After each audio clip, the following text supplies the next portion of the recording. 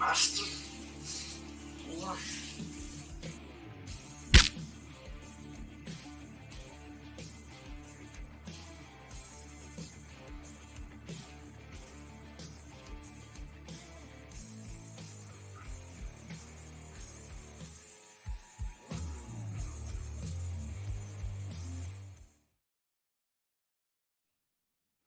Et le podcast en deux chaises de métal, le podcast animé par moi-même, Marco, et l'encyclopédie de la lutte au Québec, et la référence pour ceux qui se trompent dans d'autres podcasts, TG Holiday, et Alfredo, Cristiano, yeah!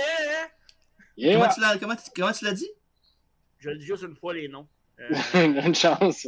Ben, commence par dire une fois comme du monde avant de dire plus dire pantoute, là. Et tu commenceras pas sur ce ton-là, toi, ok? Là? C'est Christine Diano, son nom. Il y a assez de monde qui se plaigne sur Internet, commence pas à faire comme eux autres, là. Je me plains jamais, moi. Hey, c'est mardi au Texas? Ouais, c'est mardi au Texas, ouais. Ça fait 2 ans qu'on en parle de ce petit show-là, là, puis il est temps que ça passe. Hey, tu vas commencer par te calmer net, là, puis le Ciderbait, là. Au moins, il y a Hulk Hogan dans le podcast. Fait que ça, c'est le fun. Ouais, en plus, on le voit sans se faire étouffer dans le thumbnail sur YouTube. C'est à côté d'Alfredo. Ouais. C'était un méchant bon show, ça, This Tuesday in Texas. Ça, c'était au Texas, TJ, ouais? Non, c'était à Limoilou. Oh, tabarouette, tu vas chercher loin. Hey, t'as une nouvelle caméra? Une nouvelle webcam, oui. J'ai mangé la lumière dans mon taudis, puis il va être correct. Parfait. Ouvre la porte de garage, elle va rentrer, la lumière, non? Bon, parfait. Fait que, hey, aujourd'hui, on a un podcast chargé, parce que, oui, on a un podcast, on a un review de This Tuesday in Texas. Oui. On a le segment dans la vraie vie qui s'en vient dans pas long, ben hâte. Puis, on a un quiz à la fin aussi. J'ai concocté un quiz pour Alfredo et toi-même. Ah non. J'ai pas dit Alfredo parce que je voulais pas qu'il fasse ça avant le podcast.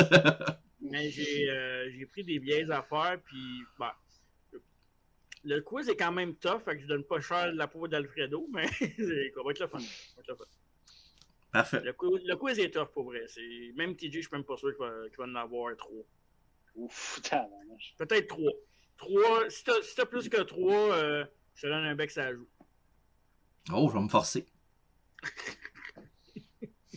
Parfait. Fait que c'est ça. J'ai rien d'autre à rajouter. Sinon, qu'est-ce qu'il y avait d'autre la semaine passée? Ben, il y avait The Worst. Allez voir le podcast de The Worst, l'entrevue la plus malaisante de l'histoire du podcast. Fait qu'allez voir ça. Partout. Puis c'est du divertissement malaisant. Hey, shut up, le chien.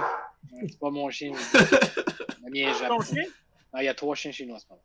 3 enfants. 3 chiens chez vous? Ouais. Parfait. J'ai pas de blague là-dessus. Je voyais les roues spinner, là. Bon, ben, This Tuesday in Texas, mais avant de commencer, le rétro review, évidemment, le moment que vous attendez tous et toutes à la maison et aussi en studio, dans vos studios, le segment populaire dans la vraie vie. Et voilà, juste pour toi, Alfredo, la petite musique maestro, musique. Ben attends, elle commence. L'entends-tu, là? C'est pas pareil quand t'es dans le podcast et quand tu l'écoutes. C'est une vibe différente. C'est vrai que c'est pas la même vibe. Fait qu'êtes-vous prêts à me nommer ce qu'il y avait dans la culture populaire en décembre 91? Alfredo, il y a plus de chances que moi là-dedans. J'ai une mémoire de merde, par contre. Ah, ok. Ouais. Pourquoi tu dis qu'il y a plus de chances? Parce qu'il est un peu plus vieux que toi, c'est ça? Oui, c'est ça. Ok, ben, correct. Il me semble que c'est fort un peu. Voilà. Ouais, fait que, évidemment, on commence avec la chanson numéro 1 en Amérique du Nord. Quel mois? Ça, c'est le 3 décembre 91. En mars. Qu'est-ce qui était? Je vais laisser Alfredo en premier parce qu'il va sûrement me donner une idée pour après. 91. C'est quoi qui était in en 91? Ish. Peut-être genre Paula Abdul. Oh! Avec quelle chanson? Ah, si, je sais pas. Attends, c'est quoi? Moi, je donne la chanson, ouais, je sais pas. Ben là, la chanson numéro 1 d'Amérique du Nord, c'est pas l'artiste numéro 1 d'Amérique du Nord. Ah, Ben ouais, là, laisse-nous une chance quand même. ouais. C'est pas une question de chance, là, c'est une question de logique, là. Je sais pas c'est quoi ça C'est quoi la tonne. chanson là, de Paula Abdul? Non, non, non, it can run. Non, non, non, non, non, non, non, non, non, non, non. C'est ça, hein? C'est quoi ça? Ouais, c'est ça. Ouais, non, c'est ça, t'as raison. Ok, mais C'est- c'est pas ça le c'est- titre, là, mais Hit and Run. Non, non. Ouais, je pense que c'est ça. Sinon, c'est quoi ton choix, toi, Marco? Parfait. Ouais, là, faut que je trouve le groupe et la chanson. Ça, c'est pas évident. En 91, je vais dire. C'est 91, ça? Non, c'est trop vieux pour être 91. Ouais. Tu vois, moi, je m'a dit TLC. Mais c'est trop. M'a dit TLC, Si. mais je connais aucune tune de TLC. Ben là, c'est pas vrai que À part les Hardys, Dudleys puis Edge Christian, mais je pense pas que c'est eux autres. Et non, la chanson numéro 1 d'Amérique du Nord, c'était Black or White de Michael Jackson. Le beau Michael. Ouais. Et on passe de Michael Jackson à un gars aussi populaire au Québec. Chanson numéro 1 au Québec. En 91. Boule noire. Aimes-tu la vie, c'est ça? Ouais, exact. Ok, parfait. Toi, Alfredo, ton choix? L'aigle noir, parce que je connais rien d'autre. L'aigle noir. Ben, c'est un bon guess. Et non, c'était Aux portes du matin de Richard Séguin. J'ai jamais Ben- compris pourquoi le monde trippait sur Richard Séguin. Il était assez flat comme artiste. Je pense pas Ben qu'il là, écoute le c'est- podcast, ça fait que c'est correct. En tout cas, c'est quoi le podcast Color Me Shocked? Ouais. Ouais, thumbs down. Il va fermer le vidéo. Un film avec Richard Séguin sur Internet, ça serait malade. Aux portes du matin, elle va être à ta porte demain matin. Film numéro 1 au box-office. Moi, j'ai juste Batman Forever puis Terminator. Je vais essayer d'en trouver un autre. Ah, mais là, C'est un peu c'est le genre. Ouais. Comment, ouais? Moi, Qu'est-ce ce que que t'as, j'aimerais t'as savoir, c'est genre le top de l'année, là. C'est genre. Non, c'est au moment du pay-per-view. Ouais. Mais oui, c'est n'importe quoi cette affaire. Les Hey! réponses, juste...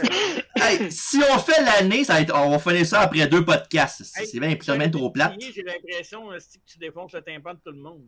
Ben, écoutez, puis arrêtez de chialer. Moi, je vais dire Turtles 2. Le meilleur. Ok. C'est pas un variant, ça? Ouf, pas... Ouais, peut-être. Turtles, ok, 91. Au mois de mars, hein. C'est pas grand film qui sortait au mois de mars. Au mois de décembre, si, écoute! Mois de décembre. 91, je vais dire On Malone 2. Oh, vous avez des bons guesses, mais non. La bonne réponse, c'est La Famille Adams. Ah. Ouais. On était proche. Ben ouais, c'est dans le même registre de film, à peu près, là. Jeux vidéo sorti alentour. Hey, c'est 91 Turtles 2, pour vrai. Wow. Tabarnak, t'es quasiment tes proches. On Malone 2 aussi, je pense. Pas sûr, mais ça me semble que oui. En tout cas, jeux vidéo, ça, je suis pas bon là-dedans, moi, les jeux vidéo. Ouais, c'est tough. Ouais, 91, là. 92. Voulez-vous un indice? Voulez-vous la console? Ouais. Ben oui. Au Nintendo ordinaire. NES. Le NES, ouais. Hey, NES toi, là, 91. écrase.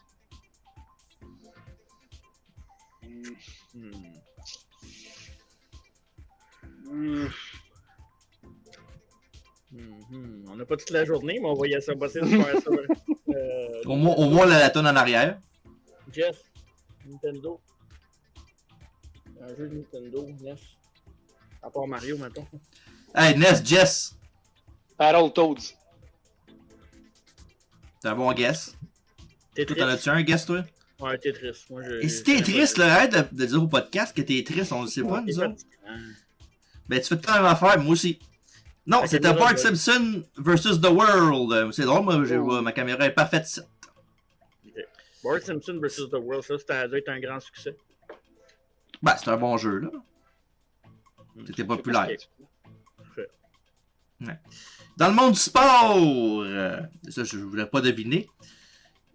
Bobby Bonilla devient le joueur le plus mieux payé au baseball majeur en signant un contrat de 5 ans pour 29 millions avec les Mets de New York. En 91. Ils font ça en mettant leur nom sur la signature du contrat. Avec les Mets, c'est ça? Oui, les Mets de New York. Mais ils payent encore aujourd'hui, me semble, les Mets. Genre pendant un méchant bout, ils payent encore, là, Bobby Bonilla. Là. Au début, je pensais que c'était les Pirates, mais les Pirates, c'était Barry Bonds au début qui a commencé avec les Pirates, quand il était mince de même, avant qu'il prenne ses stéroïdes. Ça n'a pas été prouvé, ça. Ouais, comme Michael Jackson non plus, ça n'a jamais été prouvé. Bon, il y a ça. Et sinon, pour terminer, pour boucler la boucle, sur le WBF Magazine du mois de décembre 91, c'était Sid la Justice. En plus, check sur le top, Alfredo. Skinner Profiled. Wow. Tu l'as-tu, ce magasin? Oui. Nice. Oui. C'est beau molette qu'il y avait. Ouais, très, très beau. Fait que c'est conclu. Il a l'air fin, ouais. Il a l'air à jouer à Balmol aussi, là. Il y avait Vincent à Balmol, c'est. Bref, ce qui conclut dans la vraie vie. Bon, la petite musique est finie, là, à peu près temps. Bon. Non, on peut pas laisser tout le long. Ça peut ben là, franchement. Ben, on peut-tu être sérieux, là, une fois de temps en temps, ici, là? Non. Bon. Ce mardi au Texas! Ben là, c'est sérieux la lutte, là. Hey, tu peux baisser ton son. On dirait vraiment que tu cries dans le micro, c'est gossant. T'es fatigant, tu chiales tout le temps sur tout. Une vraie matante. T'as de répéter tu veux-tu que je parle un peu du mardi avant que tu commences ton intro? Ou ben, parle-moi du mardi, puis qu'est-ce qu'il y a de spécial. Non, vas-y pendant que je check mon son, là. Ben, c'est ça, dans le fond, la WWF à l'époque voulait essayer de faire des pay-per-view le mardi parce qu'il n'y avait rien d'autre le mardi soir à part mettre de la lutte. Puis il n'y avait pas de NFL, il n'y avait pas de sport populaire. Fait que, Vince McMahon voulait absolument avoir un pay-per-view le mardi soir. Puis finalement, ça n'a pas été un gros succès pour lui. Fait que, il est revenu à ses habitudes de faire ça la fin de semaine. Mais par contre, quelques années plus tard, il a réitéré avec le Taboo Tuesday, qui est un peu un essai à This Tuesday in Texas, dans le fond, c'est qu'ils voulaient remettre les pay-per-view le mardi, fait qu'ils ont essayé pendant un bout de faire ça avec Taboo Tuesday, ce qui est devenu Cyber Sunday après, qu'ils ont remis le dimanche, parce que, encore là, une fois, Taboo Tuesday n'a pas été un gros succès. Je pense qu'ils ont fait 3 éditions, là, je ne me trompe pas, de Taboo Tuesday. Ouais, je pense. La première édition, c'était en 2004, Taboo Tuesday. Fait que j'ai même sorti la carte parce que je trouvais ça drôle de regarder qu'est-ce qu'il y avait à Taboo Tuesday un mardi soir dans un pay-per-view. Il n'y a pas genre Bishop contre Eugene, genre, l'affaire de même? Il y a un dark match. Dans le dark match, il y a Certain Slaughter qui a battu Mohamed Hassan par disqualification. Wow. Shelton Benjamin a battu Chris Jericho pour la ceinture intercontinentale. Ouais. Trish Stratus a battu Molly Holly, mais c'est une Full Fantasy Battle Royal pour la Women's Championship. Fulfill your fantasy. Ouais. Exact. Weapon of Choice match, Gene Snitsky a battu Kane, qui était avec Lita à ce moment-là. C'est pas un combat de chaise? Exact. 14 minutes en plus. Wow. Eugene a battu Eric Bishop dans un Choose the Loser Fate match. Puis là, il y a bien des stipulations. Ah oui, c'est vrai, c'était les internautes qui choisissaient entre parenthèses. T'avais le choix. Ouais, exact. Voyons, d'habitude, ne ferait jamais ça. Voyons donc prendre les votes du monde puis pas les prendre en ligne de compte. Non, c'est vrai. Edge et Chris Benoit qui avaient battu la Résistance, Sylvain Grenier et Robert Conway par soumission. Christy Amy avait battu Carmella. Là. Carmella, c'est la fille de César. Dans un... Exact. Elle était quand même très jolie. Dans un match de lingerie pillow fight. Hein? Un bon vieux lingerie pillow fight, ça c'était bon. J'ai hâte de voir le three-way à SummerSlam entre eux autres avec Bianca Belair, Charlotte et Asuka. On va voir s'ils vont faire un match comme ça. Ça y est, jamais. Non, c'est pas vrai. Il y a l'autre qui dirait en plus. ça serait malade. Ce mec est en charge, let's go. Triple H avait battu Michaels pour la ceinture dans un singles match, puis le main event, c'était même pas pour la ceinture, c'était Randy Orton contre Ric Flair dans un cage match. Cage match, ouais. Taboo Tuesday 2004 qui est devenu Cyber Sunday en 2007 par après. Ça n'a pas duré longtemps. Je pense qu'il y a eu 2 éditions, là, pas plus après. Je sais pas si tu l'as oublié là, ou si tu l'as juste pas mentionné, mais il y a eu un autre pay-per-view un mardi à un moment donné, sauf que c'était pas un pay-per-view qui était voulu. Là. Il n'y avait pas le choix de le faire là. C'était Beware of Doug. Ouais, c'est vrai, je l'avais, mais je l'ai oublié de le dire, ça. T'as raison de me le rappeler, à l'ordre. Beware of Doug, dans le pay-per-view principal, il y avait une panne de courant qui a fait qu'ils ont manqué 3 quarts du show. Puis ils ont pris ça le mardi, avec les matchs qui étaient évidemment les dark matchs, si on veut. Puis ils ont fait ça un mardi, puis c'était pas le choix, c'était pas voulu, évidemment, mais c'était quand même le fun de faire de quoi différent en 1996. Puis pour ceux qui sont curieux, ben, le main event c'était British Bulldog contre Shawn Michaels. Ouais. Puis je checkais les codes d'écoute, les buy rates de pay-per-view dans ce temps-là, c'était 100 000, puis tu avais une attendance de 6-7 000 dans les estrades. Pas beaucoup, là, pareil, là. 6-7 000. Fait que, exact. Ouais. Fait que This Tuesday Texas, ça a été le 3 décembre 1991, en direct du Freeman Coliseum de San Antonio, au Texas. Puis évidemment, j'avais le petit historique de ce que tu as dit, mais je le répéterai pas une autre fois, vu que tu l'as dit de belle façon. Merci. Il y avait... De rien, ça fait plaisir.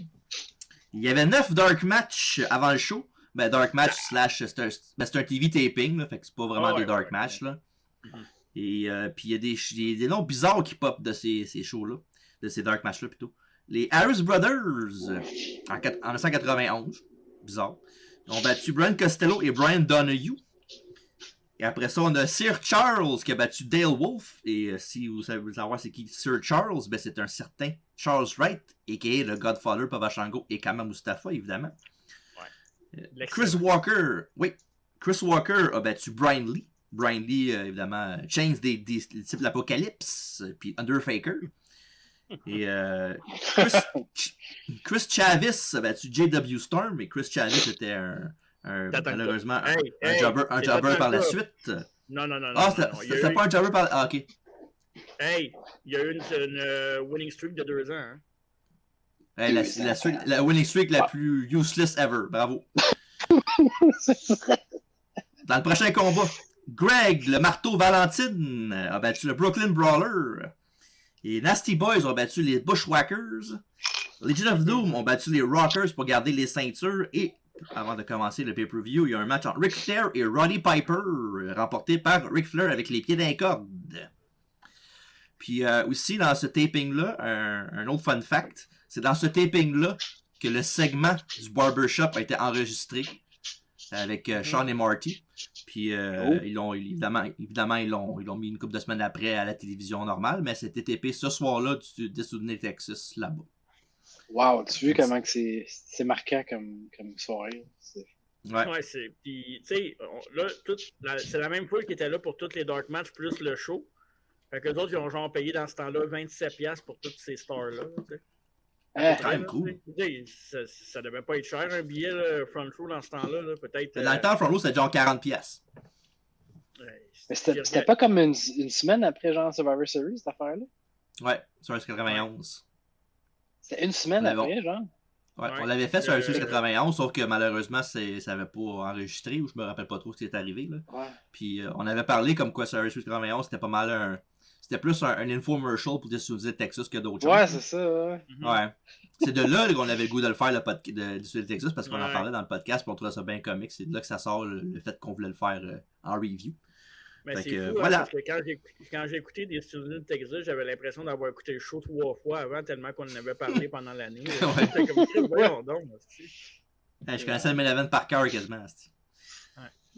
Et on commence le gala avec une promo avec Major Cullen, Paul Bearer et l'Undertaker dans les catacombes du Joe Louis Arena de Détroit. C'est une promo qu'ils avaient faite à la fin sur Series la semaine d'avant, qui ont remis pour le show à la télévision. Puis il y a Eddie Mortel et Hulkamania n'est pas une exception, dit Paul Bearer. Elle est morte au Survivor Series. D'habitude, quand quelqu'un meurt, tu fais son service tout de suite après. Mais on va attendre ce mardi au Texas pour les viscérer. Et le Deadman dit qu'il y a quelque chose à montrer à Mean Gene dans le cercueil. Puis quand il l'ouvre, après ça, il montre Mean Gene, il regarde le cercueil avec des gros yeux, là, comme s'il avait vu de Hulk Hogan dedans, mettons. C'est malade. Puis il dit Hulkamania est décédé au Survivor Series et tout ce qu'il reste est l'enterrement ce mardi au Texas. Il ferme le couvercle et le gong se fait entendre. Et après ça, on a évidemment l'intro avec Gorilla qui nous crie dans les oreilles comme quoi que c'est le début du pay-per-view. Et évidemment, il est. Ouais, mettons. Merci, tu me compares à Gorilla Monsoon, c'est gentil. Et évidemment, Gorilla Monsoon est accompagné. Hey, tu peux bien parler de Tatanka, au moins Gorilla Monsoon était bon pour vrai, au moins. Alfredo, back-moi pour ça, au moins, Alfredo. Ouais. T'es bon, Gorilla Monsoon. C'était un bon duo. Tout seul, je ne sais pas. Ben, il y avait des belles poches de thé en très bon duo. Très, très bon duo. Il y avait des belles lunettes avec jaune dedans, le contact jaune, en tout cas. Pendant qu'il... ouais, ça. Bref, puis évidemment, il n'est pas tout seul, Gorilla Monsoon. Il est accompagné de Bobby the Brain Heenan aux commentaires. Puis évidemment, il parle de la carte de ce soir. Et après ça, oh my god. Match numéro 1. Bret the Hitman Hart affronte Skinner pour le championnat intercontinental. Tu vas être excité quand tu as vu Skinner, Alfredo? Ben oui. Puis, t'as-tu remarqué la toune qui jouait de Bret? La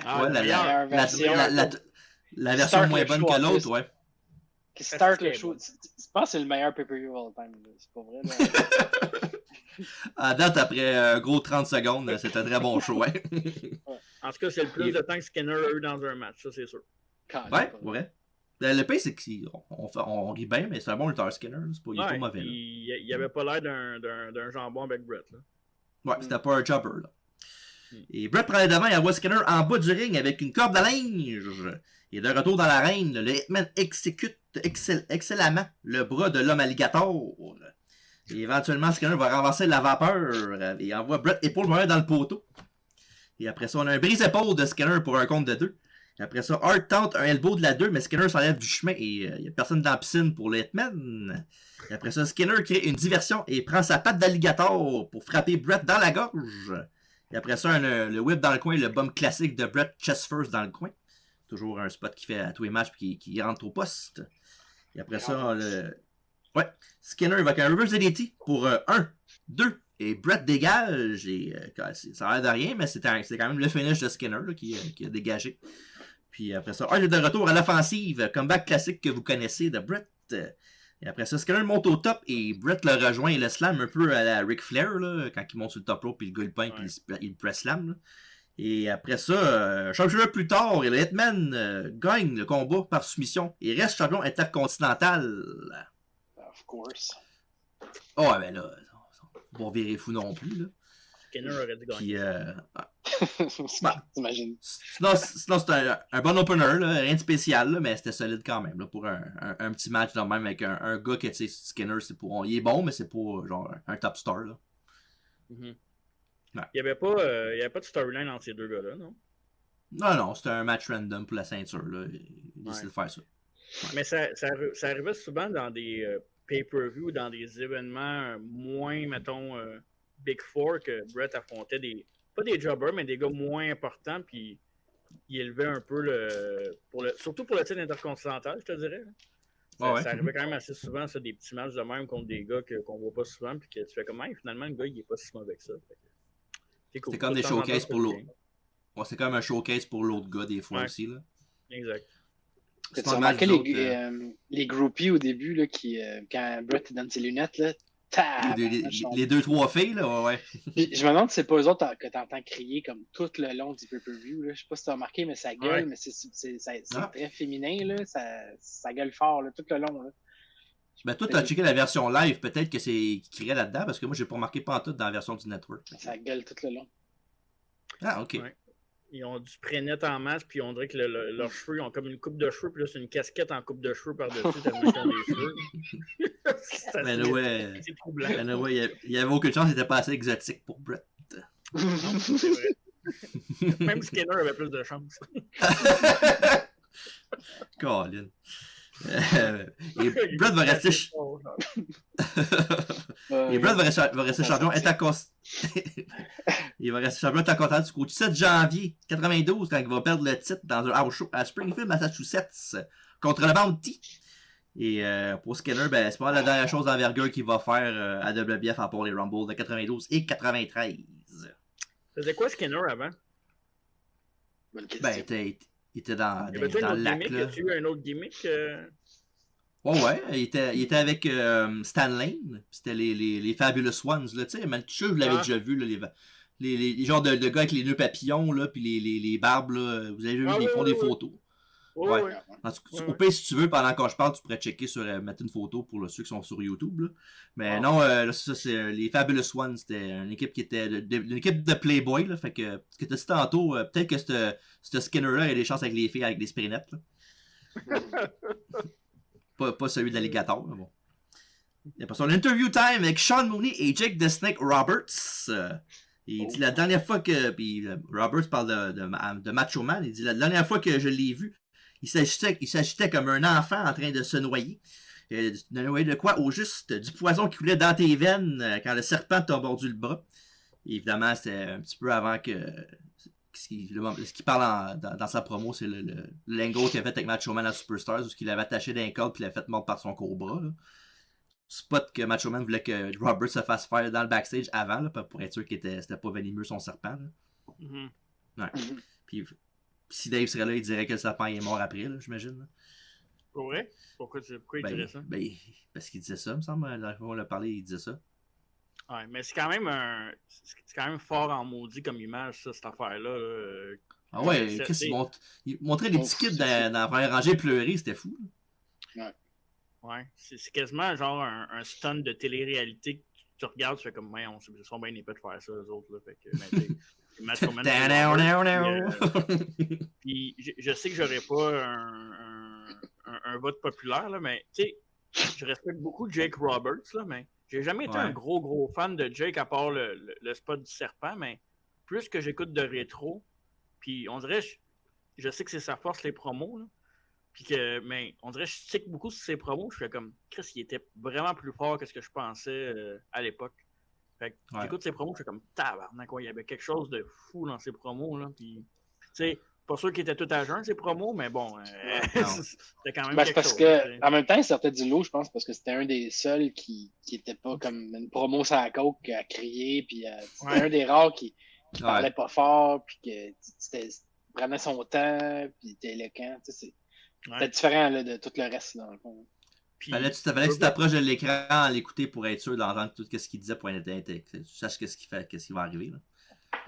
Ouais, mais la petite touch, par exemple, quand que Roberts fait ses promos, vous avez sûrement remarqué, c'est que tu as toujours un plan de la caméra qui avance vers lui. Super doucement parce qu'il parle, mais c'est juste Roberts qui avait ce plan-là quasiment dans les promos. Fait que ça, sinon, c'était White Shot, sinon les autres. Là. Ouais, c'est ça. Fait que ça, je sais pas si c'était voulu, probablement, là, mais je veux dire, je trouve ça nice quand tu remarques ce détail. Là. Ouais. Puis c'est drôle parce que quand j'écoutais la promo de Jake Roberts, là, ça me faisait penser un peu à Moxley un peu. La façon qu'il parle, la façon qu'il parle doucement, des fois, Moxley, me semble. Je fermais les yeux puis j'entendais Moxley des fois quand j'écoutais les promos de Jake dans ce show-là. Je sais pas pourquoi, là. Juste parce qu'il est sous. Ben non, non. Ok, je savais pas que je pensais que je pas être tout seul là-dessus, mais bon, ça a l'air que oui. Oups, je l'ai pas mis en bonne place, désolé. Non. On est plus capable, là, bon.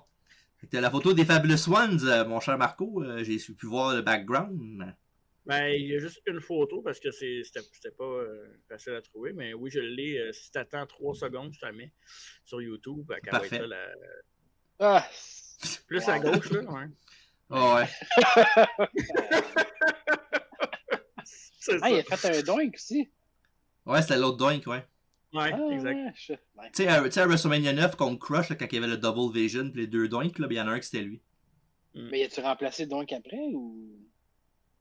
Ben, c'est qui le deuxième Doink Non, parce que t'as Matt Bourne puis t'as. Matt Bourne, ouais.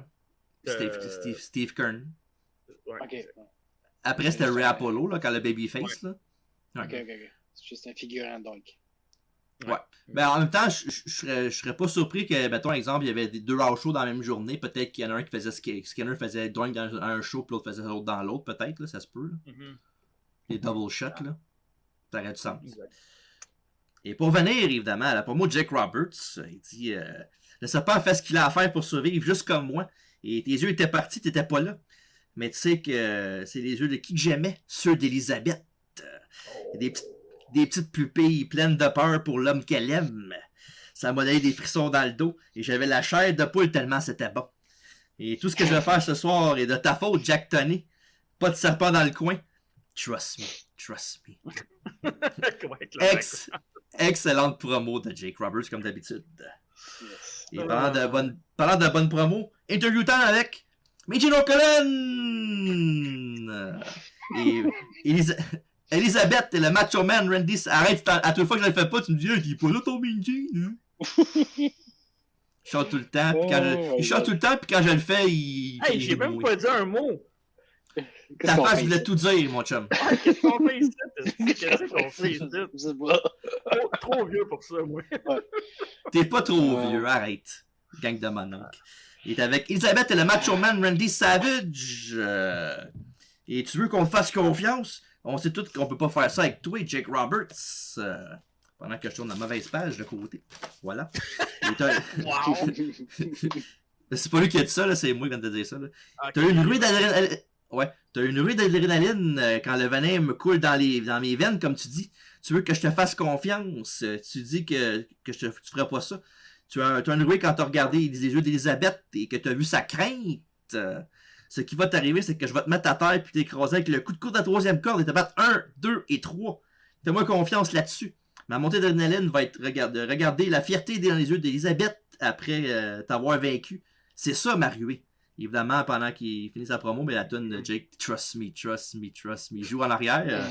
Évidemment, c'est le cue pour Macho Man pour aller vers le ring avec, sans Elisabeth. Là.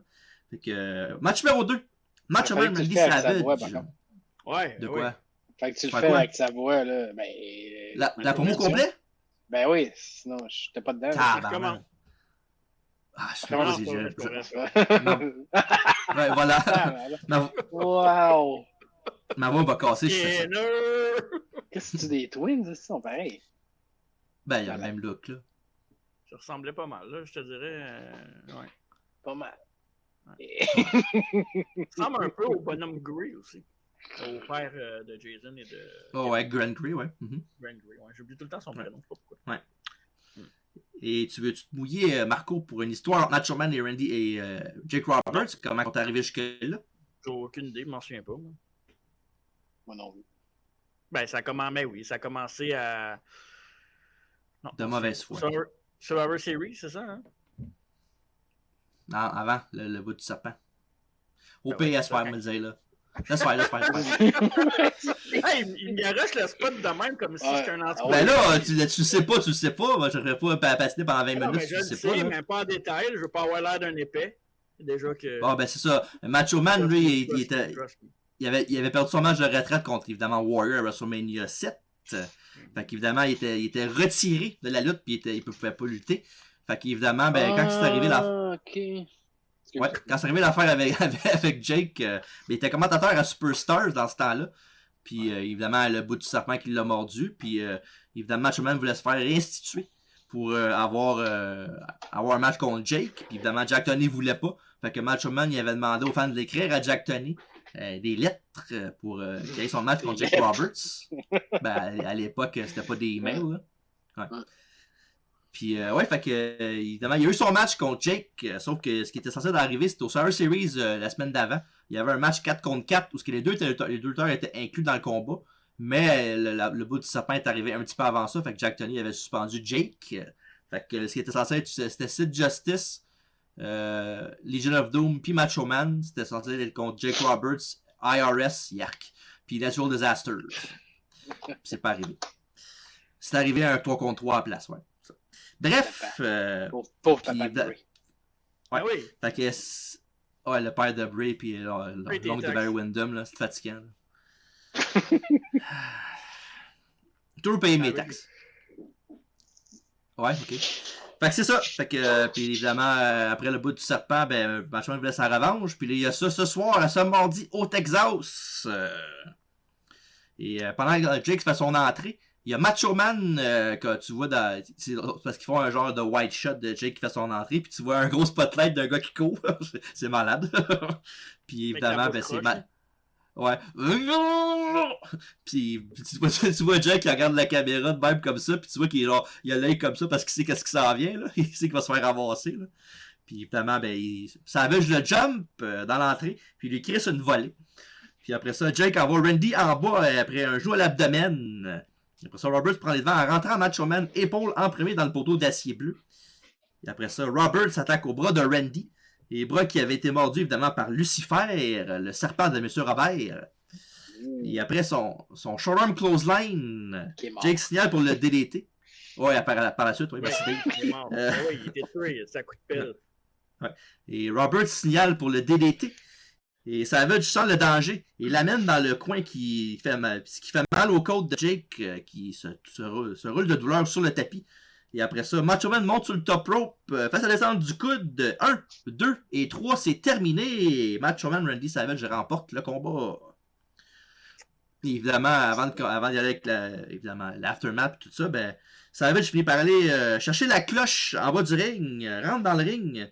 Il veut frapper Roberts avec, mais l'arbitre Earl Hebner l'empêche en prenant la cloche, ce qui donne la chance à Jake de faire le DDT quand Macho Man se retourne. Et évidemment, après ça, il en fait un autre.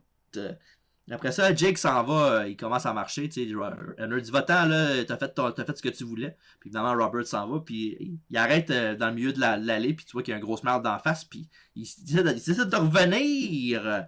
Puis il va en dessous du ring où il y avait un petit sac. Et non, pas d'un petit sac de poudre. Je savais que t'as pas dit ça. Parfait, merci beaucoup. Attends, je mets un petit Saint-Saëns dans le... Parfait, ouais. Puis, ouais, fait qu'il y avait un sac avec, évidemment... il y a un serpent dedans, là. C'est pas Lucifer. Ouais. Non. Ouais. Il est mort. Okay. Ouais. Ok, je pense qu'on a fait une village là-dessus, là. C'est correct, les gars. Là. Alors, ça commence. Alfredo désespéré en bas. Ouais, pas mal. Fait qu'évidemment, après ça, il nargue Macho Man. Après ça, il met son gant dans sa main, d'habitude ce qu'il fait avant qu'il sorte son serpent.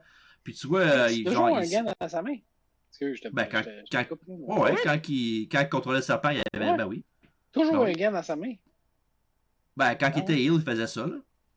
Comme Britt Baker. Ouais, comme Britt Baker, ouais, exactement. Mais quand il avait le gros boa, là, il n'y avait pas de... Non, mais il était face dans ça, là, je parle en heel, là. Ah, ok. C'est quand il fait son heel. De mettre un gant en heel, mettons. Parce que c'est un gant noir, peut-être, parce que c'est un méchant noir. Ah, ben moi, je le sais, je pense. Parce que peut-être qu'en heel, il se pas l'ami des serpents parce qu'il est après, puis en face, il est du pas. C'est ça, là, tu m'en rends Lucifer, mais oui, tu peux pas, il est décédé après avoir mordu Macho Man, c'est vrai. Ouais, exact. Ouais. C'est bon, le aftermath était plus long que le match. Chris, hyper long, pour vrai. Ouais, c'était vraiment long. J'ai pas fini l'aftermath encore. Non, je sais, mais je fais juste un complément d'information pour ceux qui pensent écouter le match et qui disent « Hey, c'est juste 6 minutes. » Non. Ouais. Mais avez-vous de patience, vous regardez l'aftermath après parce que c'est un petit peu long. Ouais. Puis évidemment, pendant que Jake il nargue Macho Man, tu vois Elisabeth qui court dans l'entrée pour évidemment pour aller protéger son mari, Macho Man Randy Savage.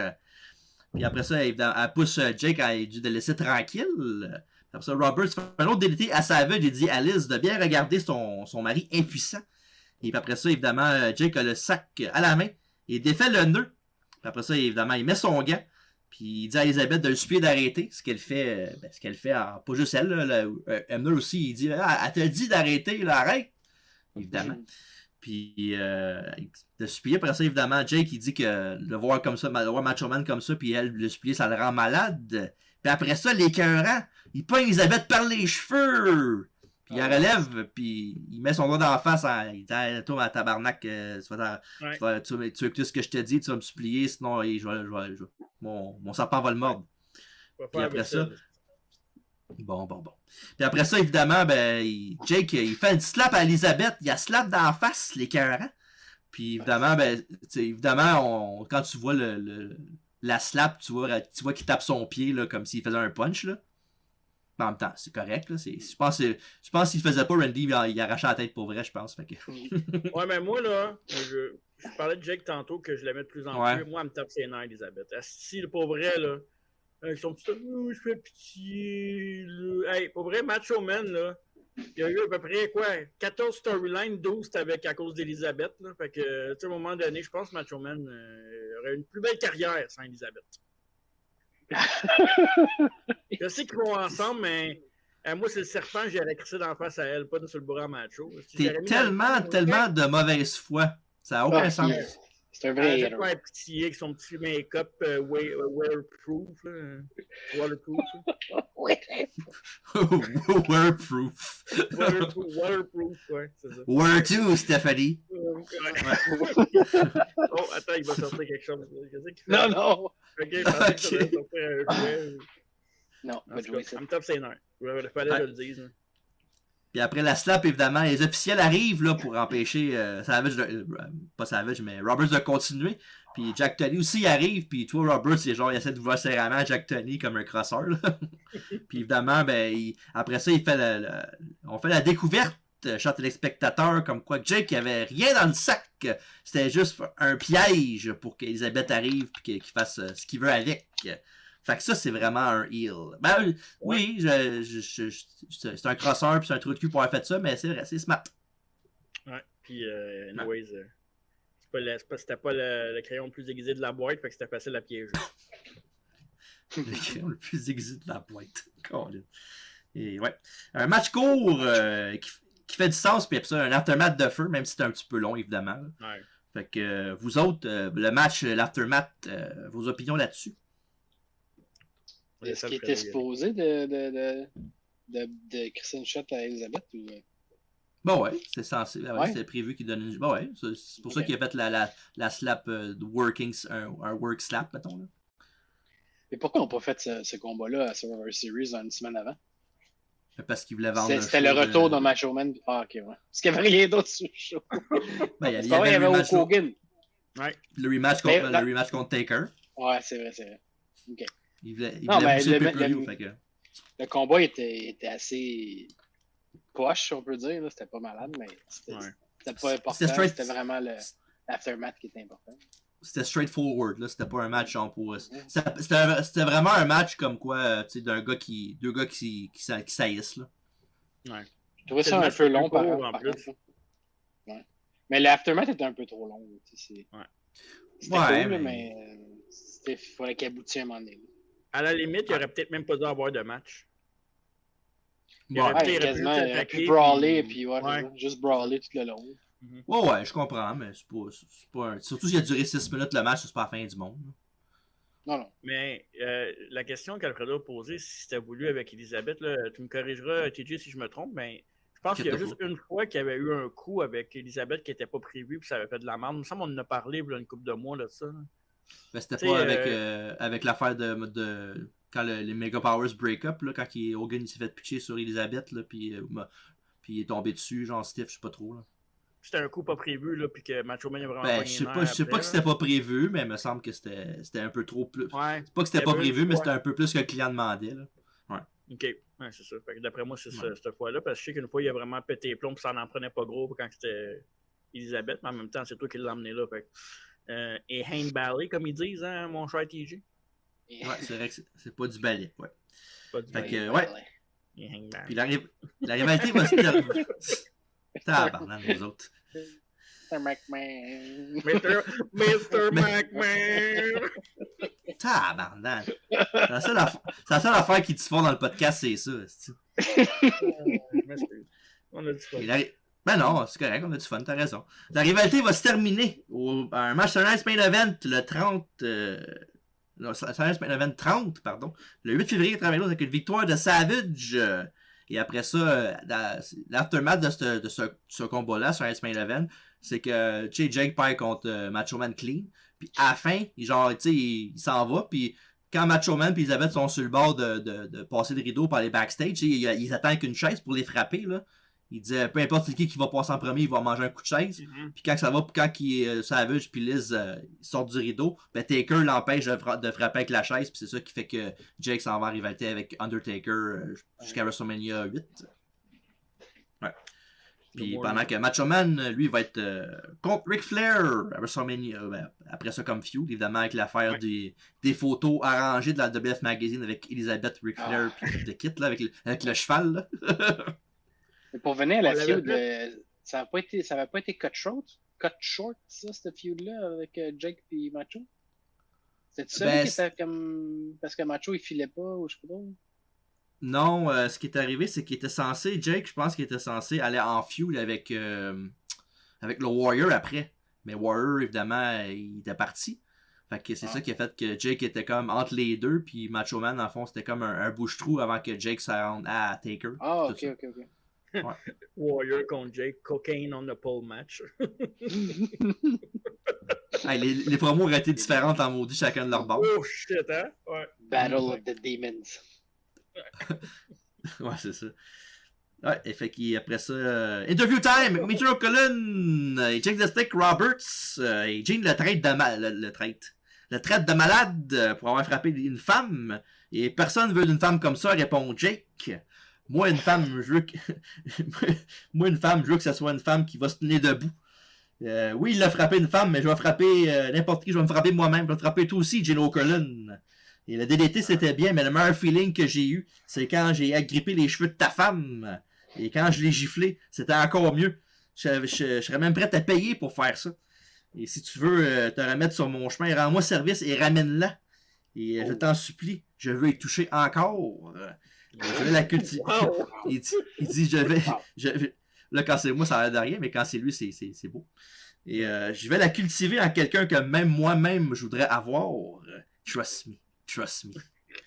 Ben, moi, ce que j'adore, là, c'est que à la fin de la promo, là, tu vois, Gene Cullen est tellement genre, il trouve ça tellement dégueulasse qu'est-ce qu'il a fait, là. Get out of here! Get the hell out of here! Il était écœurant. Ben, il pousse pas, en plus, non? Parfaite, là, sauf quand il colle un peu, je pense, là. Hein? C'est quoi qu'il a dit? Ouais, au début de la promo, il pogne, il met son bras autour de ses épaules. Hey, félicite-moi donc, Gene Cullen, félicite-moi donc! T'allais dire de quoi, toi, là? Non, c'était méchant, fait que je vois pas. Ah ouais, quand tu Shocking! Mais j'allais dire, moi, au début de la promo, j'ai trouvé que la promo était parfaite, sauf que j'aurais pas dit j'aime une femme qui se tient debout. Moi, je les aime à mes pieds. Ben, c'est Jake the Stick Roberts, il aime ça le monde qui rampe à ses pieds, non? Ben oui, c'est ça, mais il a pas dit à ses pieds, il a dit debout. Ben, faut être ses pieds pour être debout. Bref, tu vois, je savais qu'il fallait pas que je le dise. Oui, parlant de méchant, match numéro 3, le Warlord avec Harvey Webber dans son coin contre le British Bulldog Davey Boy Smith. Pourquoi t'applaudis, toi? Hey, je l'aime, le Warlord. Non, mais correct, il y a une belle shape, là. Wow! Ben oui, ça oui, là. Côté-là, qu'il y a personne qui peut rien enlever. Là. Gros bonhomme, là. Il est pas bon, là. Bah. Il est mort, lui? C'est ta définition de pas bon? S'il est mort? Non, il est encore vivant. Mort, lui? Non, il est encore vivant. Parce qu'il était huge, il est vraiment pour vrai, il est fucking huge. Pas d'allure. Ouais, il fait beaucoup de shows avec le Barbarian, là, c'est les Powers of Pain, évidemment, là, à WWF à l'époque. Ouais. Et ils font beaucoup d'apparences ensemble, les deux, là, dans les conventions puis toute la kit. Fait que le Warlord était avec Slick jusqu'à tout récemment, mais malheureusement, le British Bulldog a power slammé Slick. Et après ça, c'est ça qui fait que le nouveau gérant de Warlord, le méchant downgrade là-dessus. Hey, de qui t'as dit? Ouais. Slickster, brother! moi, je fais le podcast juste pour ça, hein, le reste. Tu fais ça pour les catchphrases et les insides. Ouais, c'est tout. Le reste, c'est du filler. Ouais, exact. Hey, je suis tanné de voir Hogan souffrir dans le coin, j'aime pas ça. Il souffre pas, il dit à... Oui, il souffre! Non, il souffre pas, il sourit, voyons donc! Parlant de sourire et d'avoir mal, Bulldog envoie Warlord en bas de l'arène avec une laine, mais Davey Boy dive sur lui, sur le dieu de la guerre, et qui renverse ça, la rentrant dans le poteau, drette dos premier. Après ça, le Bulldog revient avec un beau missile, un missile dropkick, et Warlord est pris dans les cordes comme André le Géant faisait, là, le spot, tout ce qui, tu sais, il tâchait dans les cordes et pas bouger, là. Pourquoi tu ris? Alors, c'était avant. Hey, vous avez des insights pendant que je parle, c'est ça, là? Non, il n'y a rien. Aucun chat qui se passe, là, du tout. Ok, parfait. Bulldog se donne là, mais Harvey réussit à déprendre le Warlord, puis Bulldog rentre les bijoux de famille premiers d'un corde. Et le Warlord prend l'over. Et après ça, on a un backdrop, souplesse, ventre à ventre et des coups dans le dos pour un compte de 2. Puis, avez-vous remarqué, tu sais, le Warlord, là, évidemment, en arrière de sa tête, avez-vous remarqué qu'il y a un W rasé avec ses cheveux qu'il y a? Pour vrai? Mais je m'ai pas vu. Ouais. Tu l'as pas remarqué? Il est allé au même coiffeur que Zeus, quoi. Peut-être, ça aurait être un sale team, ça, Zeus puis Warlord. Hey, pour vrai, sans joke, ça Ouais. fit en plus. Juin, Ouais. ouais. Ben, ils ont déjà fait un Survivor Series match ensemble, là, dans le temps. Là. Ouais, c'est vrai. Avec DiBiase puis Barbarian aussi. Là. Puis, ouais, c'est un W, juste un petit W rasé en arrière de sa tête, là, avec le peu de cheveux qu'il avait. Là. Celui, à un moment donné, je t'avais texté, puis j'ai écouté un match, puis je t'avais dit, hey, je l'aime vraiment, Warlord, dans son. Ouais, c'est ça. WrestleMania, j'en ai parlé à Alfredo avant de rentrer dans le podcast, avant que tu arrives. Là. Bon. WrestleMania 7, on avait adoré le match de Warlord contre Bulldog, c'était vraiment bon pour eux. Non, tu vois, il y avait de quoi à faire avec lui, je sais pas pourquoi ça n'a pas plus. Son charisme, j'imagine. Il n'y a pas beaucoup de charisme. Mais. Non, il était juste bon contre le Bulldog, là, tant qu'à moi. Là. Non, il a dû faire lutter contre le Bulldog pendant 7 ans, tu sais, rendu là. Ouais, ben là. Ouais, ça. Paul Nelson. Non? Ouais, vas-y, place ce que tu veux. Non, vas-y. Parce que Alfredo, ceux qui écoutent sur YouTube surtout, là, il était tanné de voir Hogan, fait que je me suis dit, bah, si je vais faire le quoi pour lui. Ben. Fait que c'est ça. Nice. Brother. Ouais. Full Nelson sur Davey Boy, et aussitôt la prise commençait, Gorilla chiale que la prise n'est pas faite comme faux. Parce qu'évidemment, il tient pas il tient juste les cheveux du Bulldog où il va mettre ses mains comme ça, genre faire le clat pour s'arranger que l'autre bouge plus. Puis après ça, la prise ça fait très longtemps. Et très, très, très longtemps. Puis c'est là que je pense que j'étais fatigué, je me rendormi parce que ce bout-là c'est genre 3 minutes de Full Nelson, là, c'était vraiment long. Là. Ouais. Mais, puis tout ça pour que le Warlord le laisse aller. C'est même pas pour un move après, il a juste s'est tanné puis il l'a lâché. C'est parce que l'affaire en même temps, c'est que t'as Bret Hart au début, t'as Savage Roberts, puis là tu tombes Bulldog ou le Star Power vient de dropper en esti d'une shot. Là. Ouais, j'aime bien le Bulldog, là, mais tu sais. Non. Ouais, je veux bien croire, là, mais Full Nelson de 3 minutes, c'est long. Surtout, c'est pas la prise la plus fun à regarder, là, Full Nelson. Là. Ah, c'est sûr. T'es fatigué. C'est pas une prise en 4 ou un figure, tu sais, une prise de soumission de même qui est le fun à regarder. Mais bon. Et après ça, on a un comeback du Bulldog pendant que tu fais tes faces bizarres comme d'habitude, incluant sa souplesse verticale où il tient son adversaire pendant longtemps dans les airs.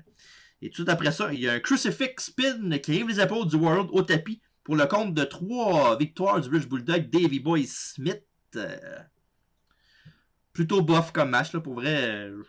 C'est long. Moi, je trouve le Full Nelson qui a duré très longtemps, c'est ça qui a fait que j'ai pas vraiment aimé le match. Là. Puis leur match, si vous voulez voir un match de Warlord contre Bulldog qui est bon, allez voir WrestleMania 7, regardez pas ça. Ouais. C'est sûr que c'est pas comparable, là, mais j'ai l'impression que se sont dit, c'est un match de Big Man, on en a besoin d'un, fait que on va placer ça sur la carte, puis ça fera ce que ça fera. Puis anyways, Vince, il a fait comme, wow, muscle, like that.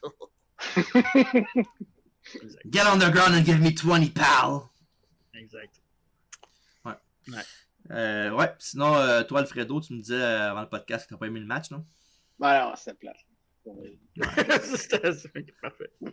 Non, c'était la piss break. Ouais. C'est le match féminin de la carte. Ah, du coup, eux autres, fallait pas qu'ils fassent un piss break, eux autres, parce qu'ils s'auraient fait pogner pour quelque chose. Oh!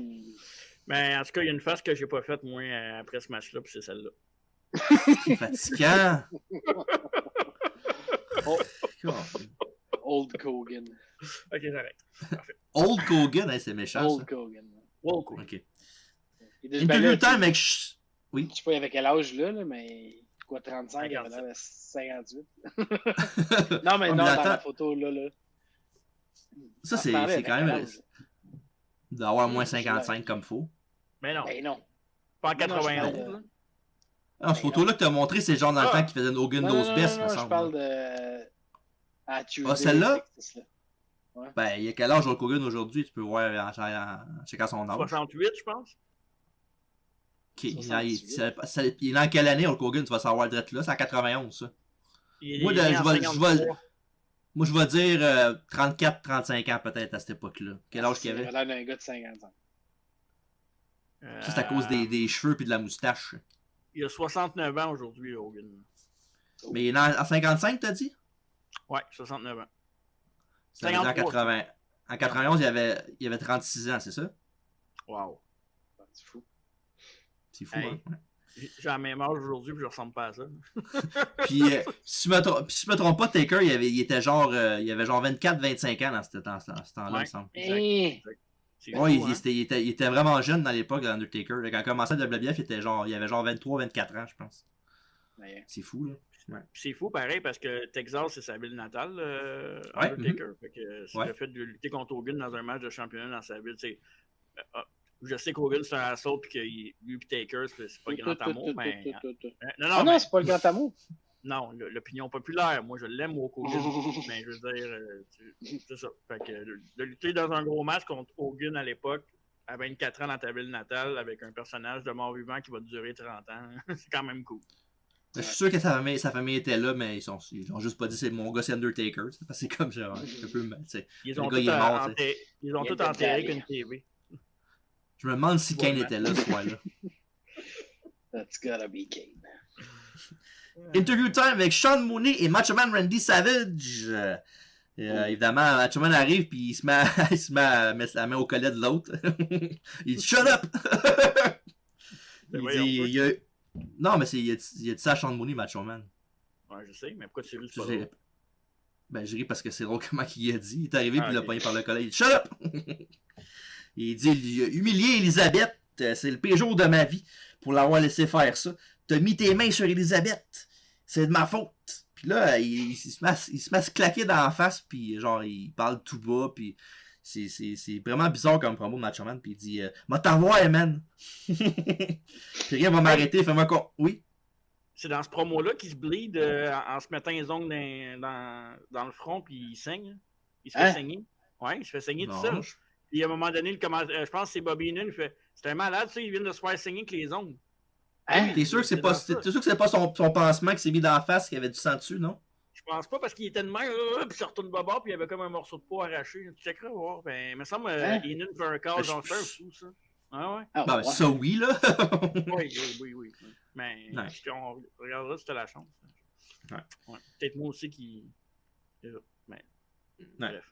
Puis il dit fais-moi confiance là-dessus, moi t'avoir Roberts. Puis là, Macho Man se couche à terre, puis en répétant que c'est sa faute, puis il finit par s'en aller. Mais c'est pour vrai, là, tu sais, on parle beaucoup des promos de Macho Man, là, comme quoi qui était tout le temps drôle, puis divertissant, puis il était bien comique, là. Mais ce promo-là, pour vrai, c'est une des préférées de Macho Man ever, là. Parce qu'il y avait beaucoup de range, ben, tu sais, pas de comédie, mais il y avait beaucoup de range d'émotion là-dedans, là. Tu sais, genre le choc, la haine, qu'il soit fâché, qui parle bas, puis il se met à terre pour aucune raison, il se claque dans la face. Je trouvais ça que c'était vraiment une bonne promo pour vrai de Macho Man. C'est le préféré qu'il a fait ever. Là. C'est moins over the top que d'habitude, mais en fait, c'est over the top, mais plus plus bas, mettons. Là, moi, je t'avoue. C'est plus réel comme réaction. J'ai moins trippé. Peut-être parce que j'aime plus ces promos ça coke, là, puis genre over the top, puis quand il parle fort, puis tout. Là, on dirait que c'est comme j'ai trouvé qu'il overactait un peu, peut-être. Je sais pas si c'est bizarre. C'est juste moi. Peut-être. C'est pas le de remarquer ce que t'as marqué en dessous de ton nom. Ce qui était fait. Rip Lucifer, wow! Et là là. Ça fait longtemps en plus que je l'écris. Ouais, ben, j'ai remarqué là. Match numéro 4. Ted DiBiase et Repo Man avec Sherry Martel contre Virgil et El Matador. Ça, c'est quand j'ai vu ça, j'ai fait alright. Puis tu peux-tu faire si tu devrais être correct cette fois-là, c'est ton boy. Là. Peux-tu faire un compte rendu de la rivalité entre DiBiase et Virgil, mon Marco? Ben, je l'ai déjà fait dans le dernier podcast, pourquoi je le referai encore? Qui dit que le monde qui n'a pas écouté les podcasts qui écoute juste l'an premier, tu sais pas? Mais moi, je pense que les bios, c'est ce que le monde écoute le plus. Fait que. Ben, va l'écouter. C'est sûrement la dernière fois que tu vas le dire, fait que dis-les, là. Non, parce qu'il va y avoir une biographie sur Virgil aussi. Ben ouais, c'est sûr. Oh non! Oh my God. Quoi? Pourquoi? Parce qu'il est noir, c'est ça? Non, mais tu devrais l'avoir comme invité, par contre. Oui, ben... Coûterait pas cher. Biographie live. Ben, j'aimerais ça, mais moi, je paye pas de caméo pour les biographies, fait que ça va être un peu dur de l'avoir. Mais non, Ok. ben, tu sais, l'histoire de DiBiase puis de Virgil, ça remonte à loin, mon cher TJ, tu le sais. Laisse faire, me le dire ici. Puis évidemment, ouais, Virgil était le bodyguard de DiBiase. Puis évidemment... c'est pas vrai, ça. Son serviteur. Non, c'est son bodyguard, là. Ses serviteurs, c'est par après, là, quand il commençait à... Parce que Mané, éventuellement, DiBiase commençait à être plus genre... Tu sais, au début, il était chiant avec le monde alentour de lui, là, mais à Mané, il commençait à être chiant avec Virgil, puis il demandait genre de nettoyer de la marde sur son soulier, il faire des massages de pieds, ramasser ses affaires qu'il mettait à terre, puis... puis évidemment... Pas correct, ça. Non, pas correct, pas en tout. En même temps, tout ce que toi, tu devrais me faire, là. Tu parles à Alfredo de même, toi, là? Non, à toi, je te parle. Ça arrivera pas, mon chum. Alfredo peut pas, il est pas capable de se pencher jusqu'à mes pieds. Hey, est-ce que Virgil il était déjà physique Non, mais est-ce qu'il l'a défendu comme un bodyguard? DiBiase comme ouais, ben c'est... Ben ouais, c'est lui qui mangeait les volets souvent, là. Ah ouais, je me rappelle pas. Ben, c'est parce que ça arrivait pas tout le temps non plus, là, mais en général... Non, ben non, vraiment pas. Puis non, c'est ça. Puis évidemment, ben Rumble 90, il y a eu le turn de Virgil sur DiBiase, ou 91, pardon, 91, ouais. Puis évidemment, pour ça, il y avait un gros pop de la foule, c'était fou, là, pour vrai, là, comment que le monde était investi dans ce storyline-là. Puis jusqu'à tout récemment, ben Virgil était champion de $1 million pour skipper un peu ahead. Là.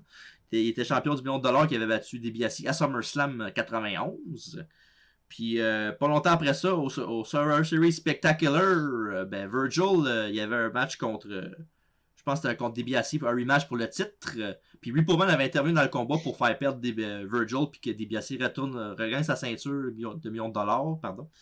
Fait que c'est ça qui fait que DiBiase et Repoman sont ensemble contre Virgil et El Matador qui a gracieusement offert ses services à Virgil pour le défendre. Fait que voilà, on est là avec le match numéro 4. Ben, Tito, c'est sûr. Et Matador et Repo, des hostilités. Puis j'ai trouvé ça bien drôle parce qu'à un moment donné, il y a un spot où que, genre, je pense que c'est-tu Repoman qui... Non, Repoman essaie de faire des clotheslines, puis l'autre il se baisse comme si c'était genre un toréador à tous les fois, là. Il fait juste se baisser. Il dit, viens-t'en, wow! C'est malade. C'est qui a Tito Santana. Pas de sens. Ah, puis Heenan, il était... Tout ce qu'il disait. À tous les fois qu'on check un match que Bobby Heenan comme commentateur avec El Matador, le gars El Guacamole qui est là. C'est complètement fou. J'espère qu'il s'entendait bien. Là, c'est sûr que oui. Là. C'est son personnage. Dans ce temps-là, c'était accepté des jokes de même dans n'importe quel, je pense. À moins que tu étais backstage et tu savais que tu avais un peu de hit avec quelqu'un et tu le traitais de. Tu sais, mettons, tu t'attaquais un peu sa nation, si on peut dire ça ainsi. Mais moi, je pense que. Non, c'était. En tout cas, ouais, moi, c'était toléré dans mon crew. J'imagine que les autres aussi. Exact. Ouais. En tout cas. Et c'est pas long que DiBiase est contre Virgil dans le ring. Il y a une goutte atomique en boitait d'en bas. Et même chose après une close line. Après ça, il y a DiBiase qui ramasse Virgil avec un coup de coude et il fait le relais à Repoman. Et évidemment, en bon tag team deal, ils font un très bon travail de couper le ring en deux. Et éventuellement, DiBiase fait une erreur et Virgil lui fait un brise-coup. Et pour s'en sortir, il est tagué Matador, qui est une maison de feu. Et coup d'avant-bras à la volée sur Repoman, le flying jalapeno, comme dit Bobby Heenan. Il veut faire une autre manœuvre, mais DiBiase l'accroche les pieds. Et Repoman le ramasse avec des cloisons derrière de la tête et Matador s'en va en bas du ring. Après ça, il y a un hit de quelques minutes sur Tito. Et après ça, un double down après une close line et la tag se fait des deux côtés. Virgil et son ancien patron sont les hommes légaux dans le match. Ça dégénère avec les 4 dans le ring. Et DiBiase tient Virgil pour Sherry. Et elle swing son talon direct dans la face de Virgil, mais malheureusement, il se baisse. C'est DiBiase qui reçoit ça direct dans la face. Puis j'ai adoré le sel de tête parce qu'il fait juste comme si c'était un arbre qui tombait dans la forêt. Là. Il mange la chatte, puis... C'était malade. Pour vrai, DiBiase, là, je suis sûr qu'il vendait bien, là, pour vrai. Là. Ouais, rien à dire. C'est un très bon lutteur puis un très bon manager aussi. Non, ça, je sais pas, là, mais non. Comme lutteur, oui. Comme lutteur, c'est un très bon lutteur.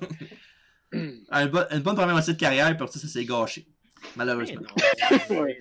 Hey, dégueulasse. Des personnages les plus mythiques de l'histoire de la lutte, là, arrête. Là. Ouais, j'ai jamais dit le contraire, c'était juste qu'il était pas bon manager. Reviens-en, il est pas bon. Oui, qu'est-ce qu'il faisait de pas bien comme manager? Dis-moi ça. Tout! Comme quoi? C'était pas un manager, c'était un lutteur, c'est pas un manager, ce gars-là. Là. Est-ce qu'il y avait du charisme? Ben, ça paraissait pas dans la fashion qu'il y avait, en tout cas. J'ai aucune comme mémoire de bons coups comme lui en manager. À part aller voir Jobby, ils ont fait quoi de spécial, eux autres? Ah, mais voilà. Il a pas juste managé la Million Corporation, là. Il a managé des gars de Nowhere aussi. Là. Qui? Justement, des gars Nowhere qui n'a pas élevé pantoute. Bravo. Qui? Non, mais qui? Non, mais quand il luttait pas, il y a des bouts dans sa carrière qui luttait pas et qui était juste aux abords du ring, là, puis il faisait bien sa job. Là. Je veux dire, il faisait pas rien de mal, DiBiase, je comprends pas. Je comprends pas ton hate envers DiBiase. Non, c'est pas envers DiBiase la hate, c'est envers la corporation qui était pas bonne. C'est tout. Mais ça, c'est correct. Là, ça, je peux te le donner, ce point-là, mais DiBiase. J'espère, parce que. Je peux rien te donner à DiBiase. DiBiase est parfait. On n'a pas dit avant le podcast qu'on parlerait pas de ça aujourd'hui, là. Ben, c'est toi qui remet ça sur le show tout le temps. C'est toi, DiBiase, qui défend tout le temps. Viens-en. S'il ne donnera pas de l'argent parce que tu le défends. Là. Il n'y a plus d'argent. Il n'y a plus d'argent. Il s'est fait le pognon avec l'argent qu'il avait. Arrêtez donc. Ted, c'est un amour. Ted. C'est un trésor national. C'est ça. Et après ça, on a évidemment, après le coup de soulier d'en face de DiBiase, ben Virgil la pogne Sherry pour pouvoir la frapper, dans le fond. Puis, sauf que pendant qu'il fait ça, ben l'arbitre est pogné avec Tito qui essaie de sortir du ring parce qu'il était genre en train de brawler avec le Repo Man. Puis pendant que ça se fait, ben Repo Man arrive et donne un coup de joue dans le dos de Virgil, direct dans les côtes.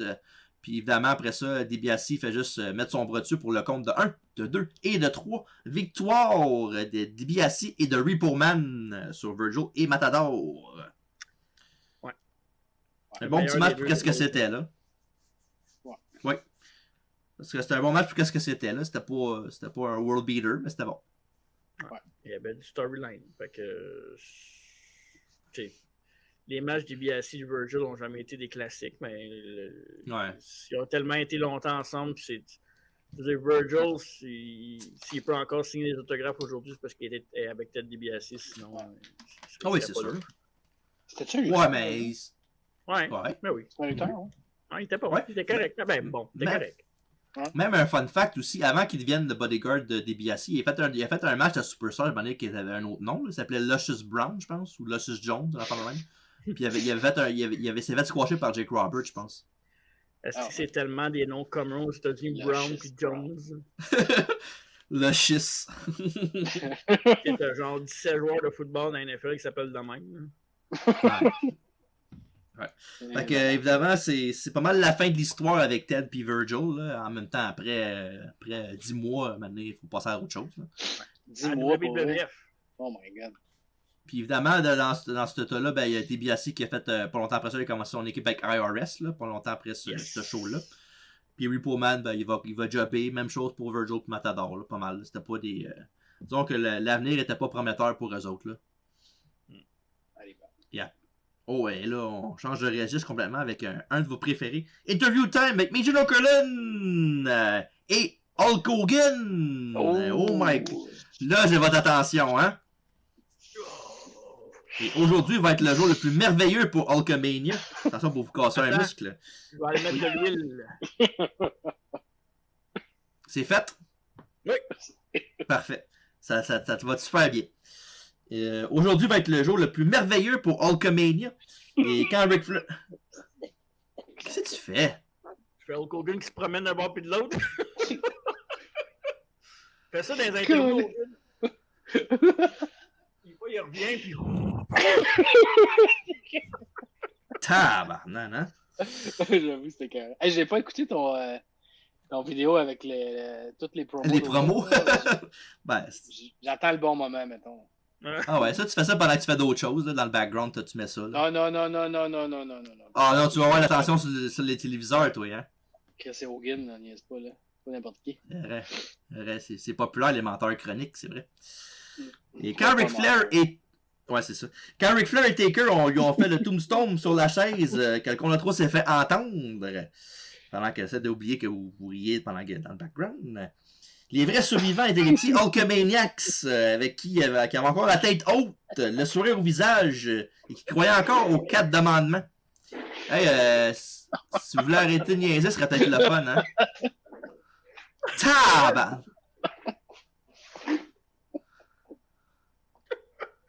C'est la dernière fois qu'il est au podcast, là. Je parle pas d'Alfredo, là. Qu'est-ce qu'il fait? Il sort un bonhomme. Ah ouais, les shorts, là. Bon, ça fait tout tomber dans la maison.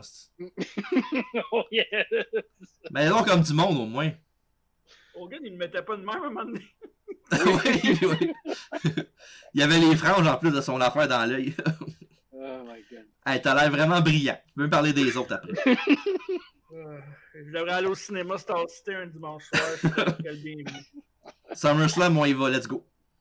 Non. Ouais. Et pour commencer ce que j'ai dit, là, évidemment. Quand Ric Flair et Taker ont fait le tombstone sur la chaise et que le compte de 3 s'est fait entendre, les vrais survivants étaient les petits Hulkamaniacs qui avaient encore la tête haute, le sourire au visage et qui croyaient aux 4 commandements. Et à cause de ça, c'est à cause de ça que Jack Tunney a pris ça en note. Et on a notre rematch ce soir au Texas. Puis Flair, mais toi pas d'être ça. C'est entre moi et l'Undertaker. Et je promets à mes Hulkamaniacs que ce mardi au Texas, quand les bras les plus larges au monde vont écrouler l'Undertaker, la ceinture va revenir où elle se doit. En retour de la taille de Hulk Hogan et Undertaker, what you gonna do? Hulkamania t'enterre sous terre ici au Texas. Ya! Hey, vous êtes vraiment, vraiment brillants. Tabarnak! Et ça, les deux derniers podcasts, je pense, on est cancellés. Fini. Hein? Mais c'est positif, là. Ben oui, c'est vraiment positif.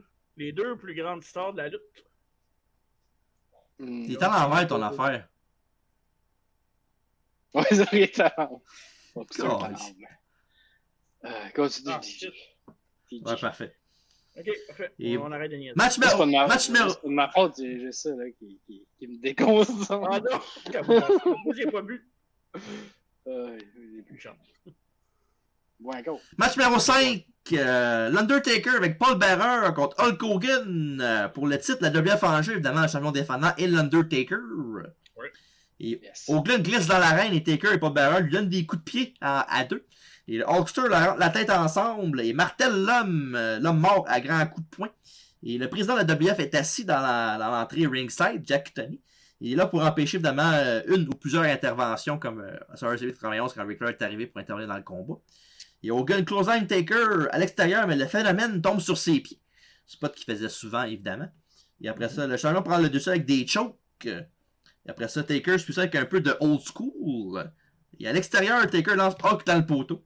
Et après ça, on a un petit botch de Taker qui est tombé. Maintenant, il y a un whip qui se fait. Puis il fait un whip. Puis tu vois pas totalement là, son côté à lui, mais tu vois qu'il genre quand il monte lui à la caméra, il est genre assis à terre parce qu'il s'est pogné le coup dans la corde quand il a fait le swing. Là.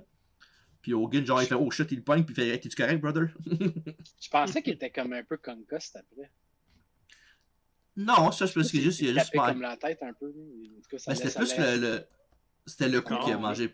Ouais, le coup, genre le chest qui a plus mangé ça, je pense. Parce que tu vois vraiment qu'il a genre l'effet de slingshot quand il a l'air surpris, mais je pense pas qu'il est concussed là-dessus. Là. Quoi qu'on sait jamais, là, mais. Puis, ouais. Et après ça, le spot, ça fait comme prévu, comme qu'il voulait faire que Taker qui duck la laine de Hogan pour faire son propre clothesline en sautant de son côté. Et après ça, on a encore le old school tenté, mais Hogan, il l'a vu tantôt, fait que là, il sait. Puis il renverse ça en faisant tomber Taker par le bras, un genre de Eptos improvisé. Et après ça, c'est le cue pour Ric Flair qu'on voit aller vers le ring avec sa belle robe bleu poudre. Et après ça, Tony barre la route à Flair. Et le Hulkster va sauter Taker en bas du ring et va frapper Flair dans le dos avec la chaise. Et le garçon de nature tombe sur le président Jack Tunney. Et après ça, Hogan rentre Taker dans le ring. Non, il rentre Taker dans la chaise que Ric Flair avait genre mis pour que Taker rentre Hogan dedans, à sa place. Ouais. Puis après ça, évidemment, après que Taker a mangé la chaise d'en face, Hogan a punché Flair du apron. Et après ça, Bearer veut frapper Hogan avec l'urne, mais c'est Taker qui le reçoit.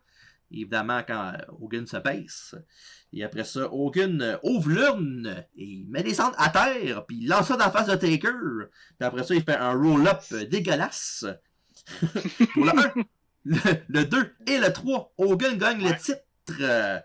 Sauf qu'un moment important là-dedans, c'est que avant que le finish se fasse avec l'urne d'en face puis les cendres puis tout, Ric Flair il a levé Jack Tunney dans les airs pour qu'il le mette devant l'action pour qu'il voie qu'est-ce qui se passe. Comme ça, il a vu qu'Hogan a triché avec les cendres de l'urne. Fait que c'est bon pour plus tard parce qu'on sait ce qui est arrivé pas longtemps après ça. Je vais en parler après pendant l'aftermath. Là.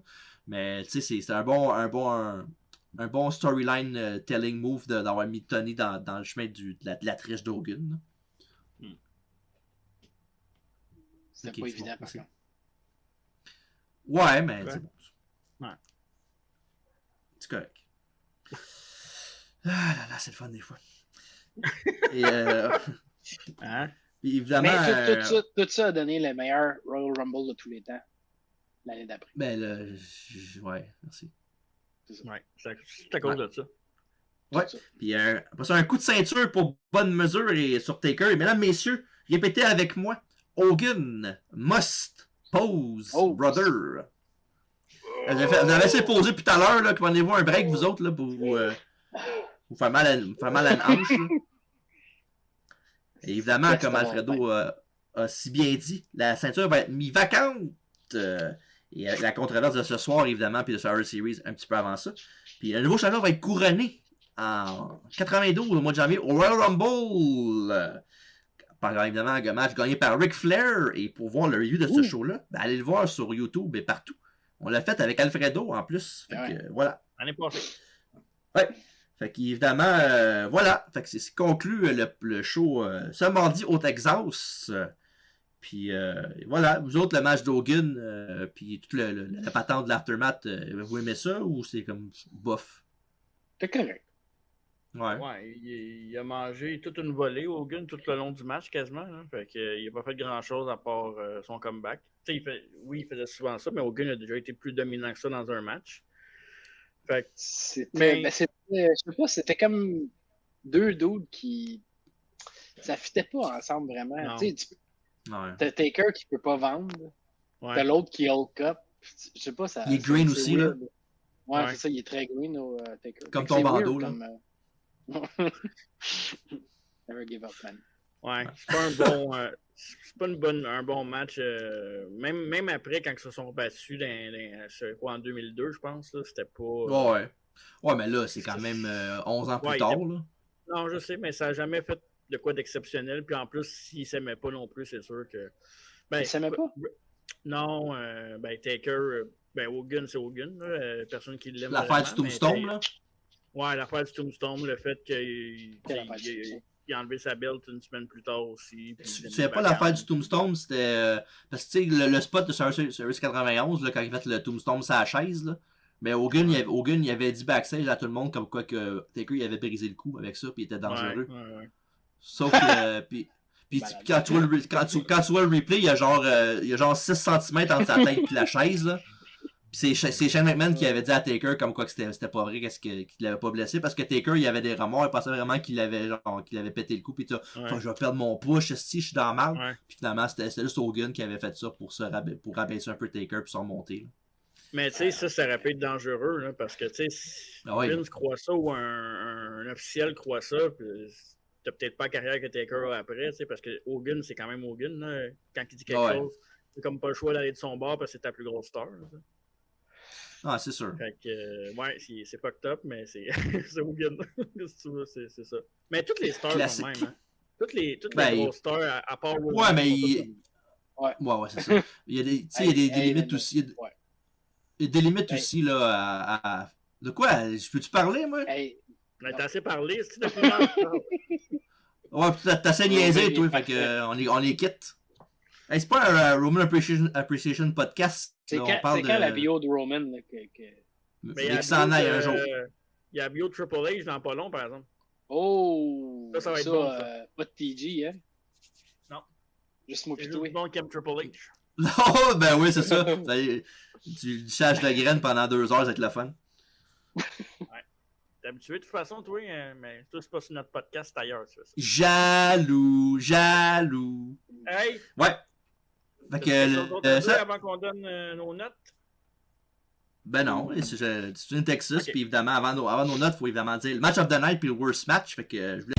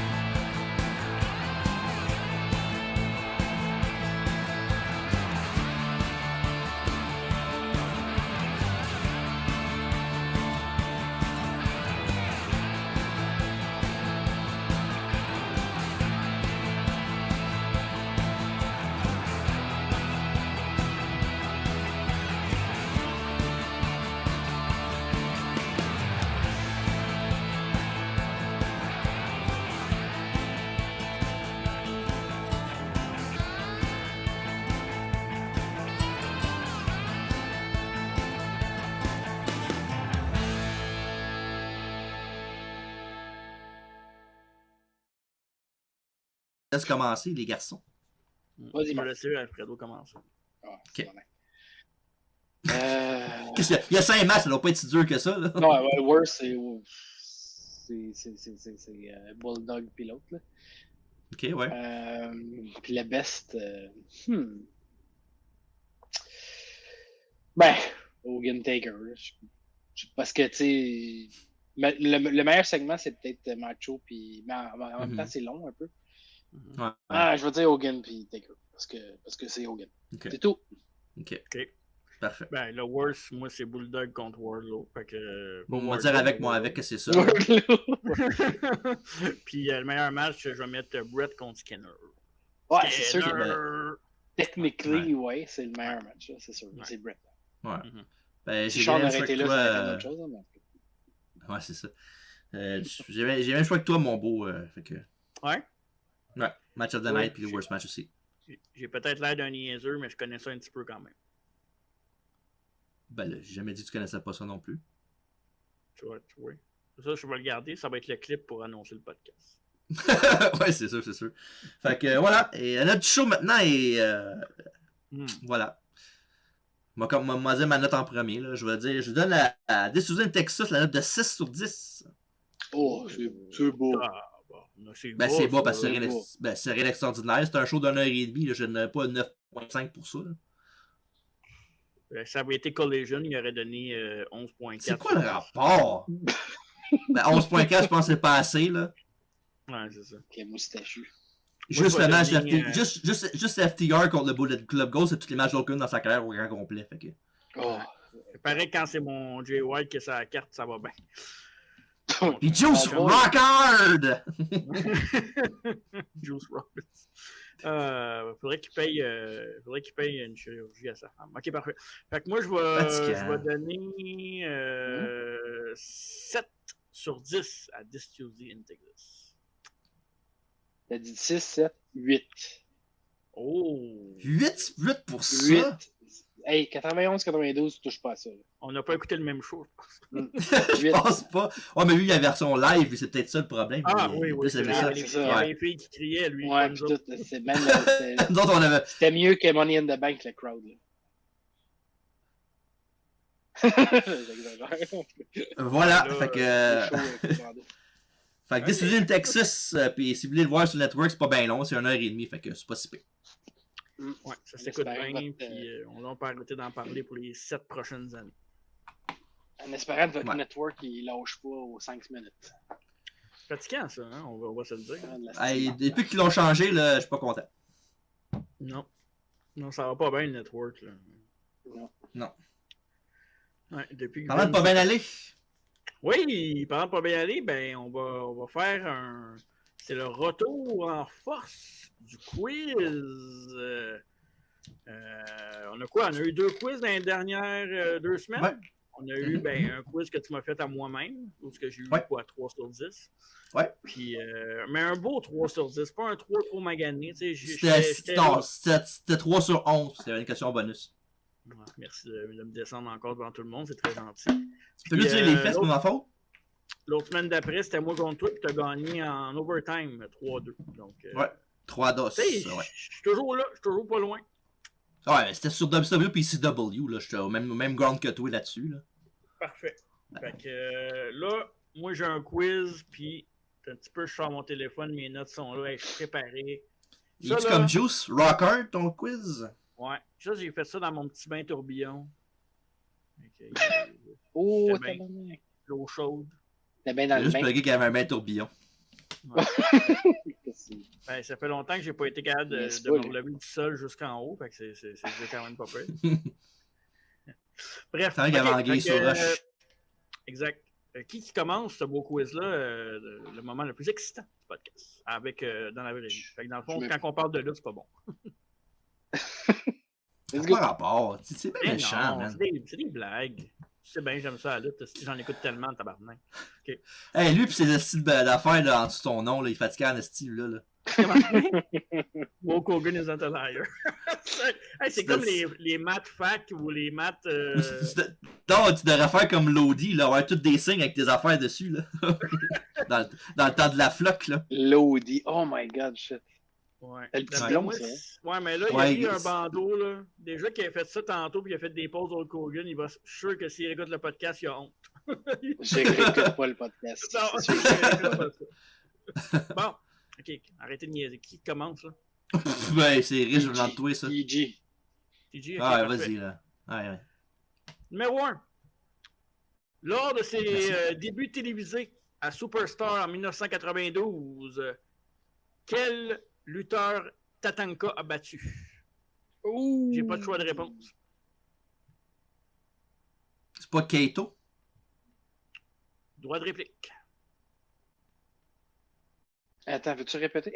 J'écoutais pas. Le premier, lors de ses débuts télévisés à Superstar en 1992, quel lutteur Tatanka a battu? Brooklyn Brawler. Non, ah, je l'ai ici. Peux-tu le dire? C'est pas Pat Tanaka, genre? Exactement, bonne réponse. Pat Tanaka. Ah ouais, j'ai nommé l'autre gars d'Orient Express, ouais, ici, c'est vrai. Exact. Bon, hey, Tanaka contre Tatanka, pas mélangeant pendant tout. Wow. C'est exact. Puis, c'est ça. Au début, il luttait pas sur le nom de Tatanka, il luttait sur son vrai nom. Chris Chavis, ouais. Chris Chavis. C'était pas un native? Hein? Oui. C'était-tu un native? Ouais. Oh, ouais. Ok, il avait le même look, mais c'était pas Tatanka. Non. Non, mais il était pas en... Non, il avait pas non, contre Tanaka, il était en Tatanka. Là. Il faisait des dark matchs avant Chris Chavis. Ok. Exact. Ouais. Bon, Alfredo. C'est un petit peu dark, je m'excuse. En quelle année est décédé Yokozuna? Aïe.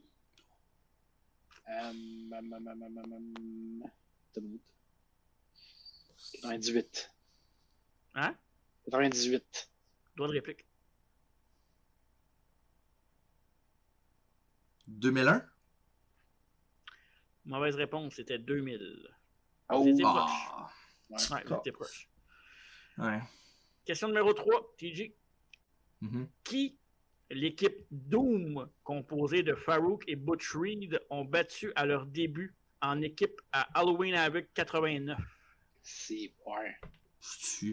Évidemment, il était déjà pour la compagnie avant, mais quand ils ont formé l'équipe avec leur manager, c'était Theodore Long à l'époque, là, qui était NWA en fait. Ah là. Ouais. Quel tag team qui ont battu à leur début? Ouais. C'est un tag team, c'est deux gars mis ensemble, tu peux au moins dire ça. Là. C'est un tag team, ouais. Un tag team, ok. Ouais.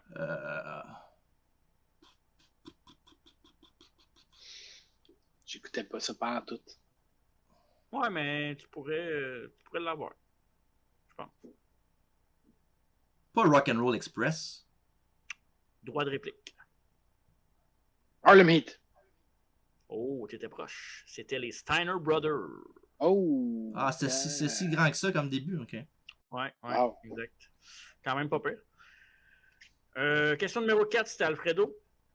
Oui. Mm-hmm.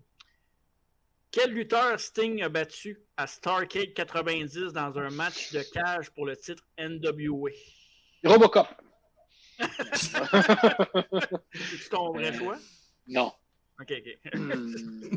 En 90? Ouais. Aïe. Starrcade 90. Qui était, je vous le rappelle, le WrestleMania de l'autre côté. Flair, je sais pas. Flair. Bon guess, mais droit de réplique. Lex Luger? Bon choix, mais non.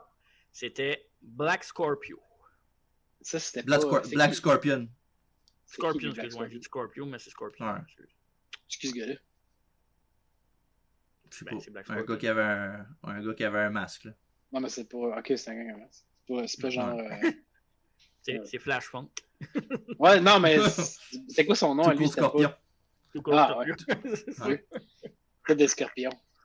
Je vous l'ai dit qu'il était Sting aussi, c'est un scorpion. Ouais, c'est vrai. Ouais.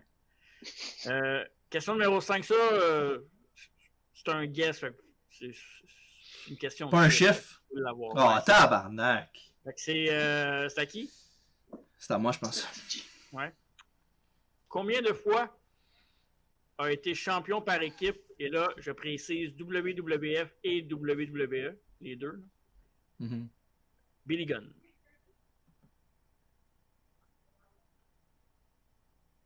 Parce qu'il ne faut pas oublier qu'il avait regagné la ceinture dans les années modernes avec Road Dogg contre The Shield, je ne me trompe pas, hein, c'est ça?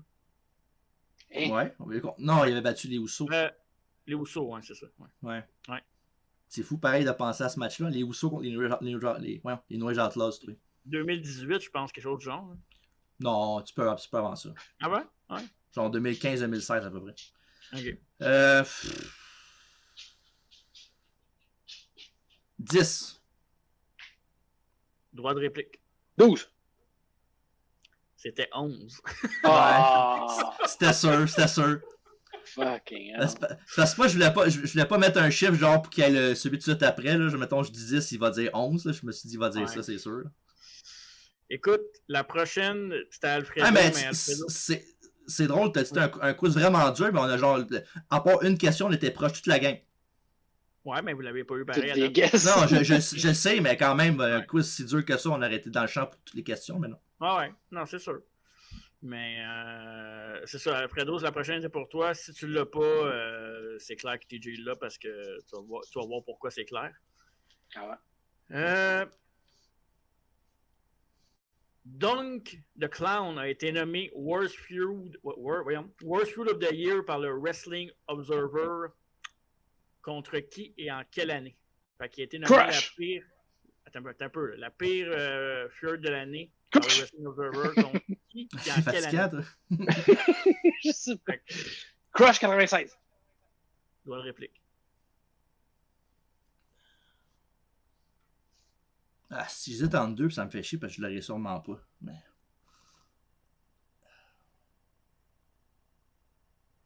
C'est excitant. C'est pas Jerry Lawler en 94. Bonne réponse. Ah, il y a eu Jerry Lawler 94, les deux. Fait que ça compte pour un. Sinon, j'étais soit sur Bam Bam 93. Comment c'est le worst feud of all time, Chris, avec des Ding Dong puis toute la gang, c'était écœurant. Ouais, non. Comment la merde de ce magazine-là? J'allais dire les F-word. Ouais, mais là, c'est Chris. C'est une comédie, un match de comédie. Ouais. Là, c'est pas parce qu'il a dit que c'était pas bon que. C'est de la lutte qu'on regarde. Là, c'était bon. Nous autres, on aimait ça parce qu'on trouve ça drôle, là, mais. Ouais. Lui, il trouve pas ça drôle. Il a mis des flips sur le coup, puis Tony Khan. Ben ouais, c'est ça, ouais, c'est sûr. Ok. Question numéro 7. Regarde ça rétro. Oui. Contre quelle équipe les Steiner Brothers ont remporté le championnat par équipe à leur retour à la WCW en 1996? Parce qu'on sait qu'ils sont allés à 2 ans à WF, après ça, ils sont retournés à WCW. C'est à moi, là? Quelle équipe? Oui, qui ont remporté. C'est ça. Les Nasty Boys? 3 de répliques. Quelle année t'as dit? 96. Harlem Heat. Bonne réponse. Non! Ouais, je savais qu'il était pour dire ça, c'était sûr. Yes. C'est le seul team que je connais. Ben, je connais. WCW, Ça serait malade. Okay. Ah, s'il gagne, ça se peut, là. Ouais, mais non, je pense pas. OK. À un certain... C'était Alfredo, hein? Ouais. Ouais, OK.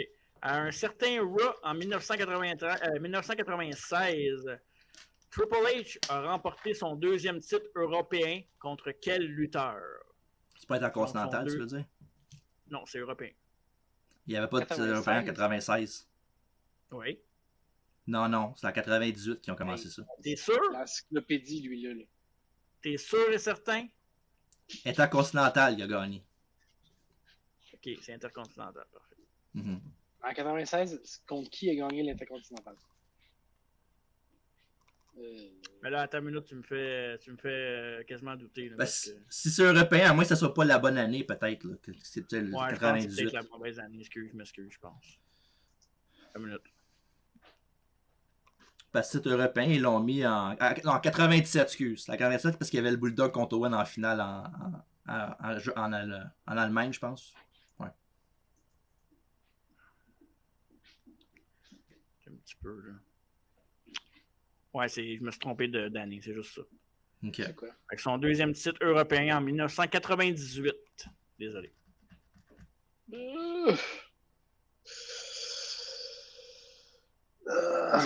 Je peux pas dire Harlem Heat.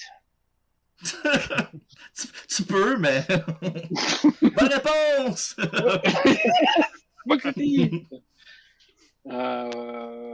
Shit, c'est qui les champions européens? Je sais pas. Ben, faut plus que tu penses contre qui Triple H se battait en 98. C'est ça, là.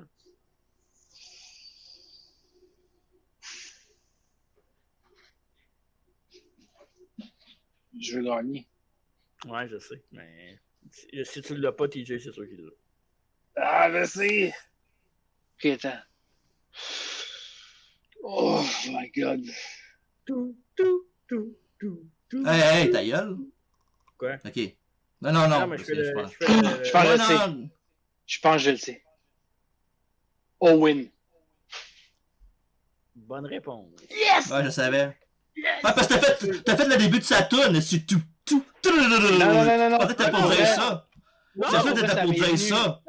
Non, j'étais sûr qu'il était pour. Non, je sais qu'il l'a pas dit, mais j'étais sûr qu'il était pour dire ça, qu'il a fait tout. Ah, mais non! Je faisais le. Je sais, mais ça semblait pas mal à la tune d'Owen Hart le début. Ah, ben là, non. Il t'entend mal. Non, parce que quand t'as commencé à savoir, je vais. Mais on dit pas ça, Esti. Attends, c'est combien là? C'est quoi là? C'est sûr que les deux autres ont une chance. C'est 2-1 pour Alfredo? Ouais. Je souhaite.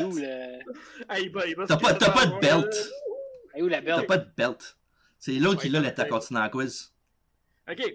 9e question. Celui champion, mais celui qui a la belt. Oui. C'était à qui là? C'était Alfredo? Non, c'était à moi, il vient de le dire, Winner. Ah oui, c'est vrai. Ok. T'as peu. Ah, j'ai un choix de réponse en plus, celle-là. Tabarnak. Ok.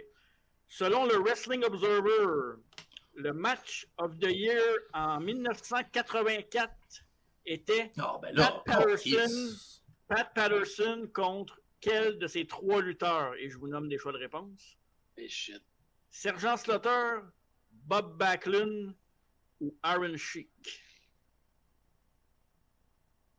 Tu dis le best match C'est of le the meilleur match de 1984 selon Dave Meltzer. Fait que TJ, c'est ton choix. Sergent Slaughter. Et c'est une bonne réponse! C'est 2-2. Ouais. Pas fair, il est trop fort. J'étais avec Iron Sheik. C'est 3 gars qui étaient là au même... je savais que c'était pas Backlund, là, mais je savais que c'était un des 2 autres. OK. C'est le Alley Fight, c'est ça, hein? Ouais, exact. Ouais. Exactement. Tout sacre. Une vraie... Pas vrai, là. Il était là depuis... Il est gossant, mais impressionnant. OK. Question numéro 10, Alfredo, pour la victoire. Ouf.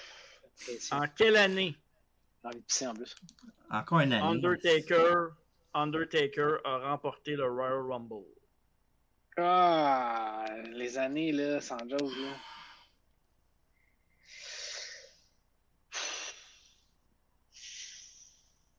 C'est pas de question bonus. Je ne pensais pas qu'Alfredo allait se rendre aussi proche. C'est chiant. Je m'en veux pour Tanaka. Ça va en plus. Ouais. Quand même pas facile. Pas de choix de réponse, quelque chose? Non, c'est des années.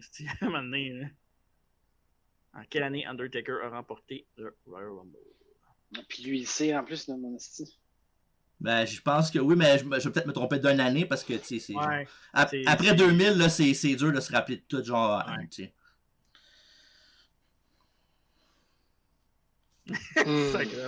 C'est fou, pareil, là, si... Aïe, je suis excité.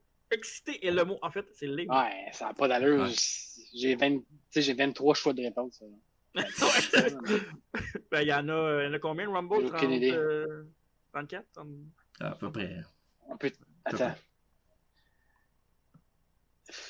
Si... Contre qui? Harley Best Tactic. Il est fatiguant. Là, c'est un année, ça prend pas qu'Harley Beat, là. C'est pas vrai, c'est les Usos. 2010. Whatever. Je l'aurais pas. Comment? 2010. Whatever. Droit de réplique. C'est pas 2007? Et TJ l'emporte! Ah, let's go! Comment tu sais ça, quoi? Ça n'a pas d'allure. Ben là, je me rappelle parce que à la fin, c'était lui Pichon à la fin pendant genre 10 minutes. Il est rentré quel rang? Pour 21? Non.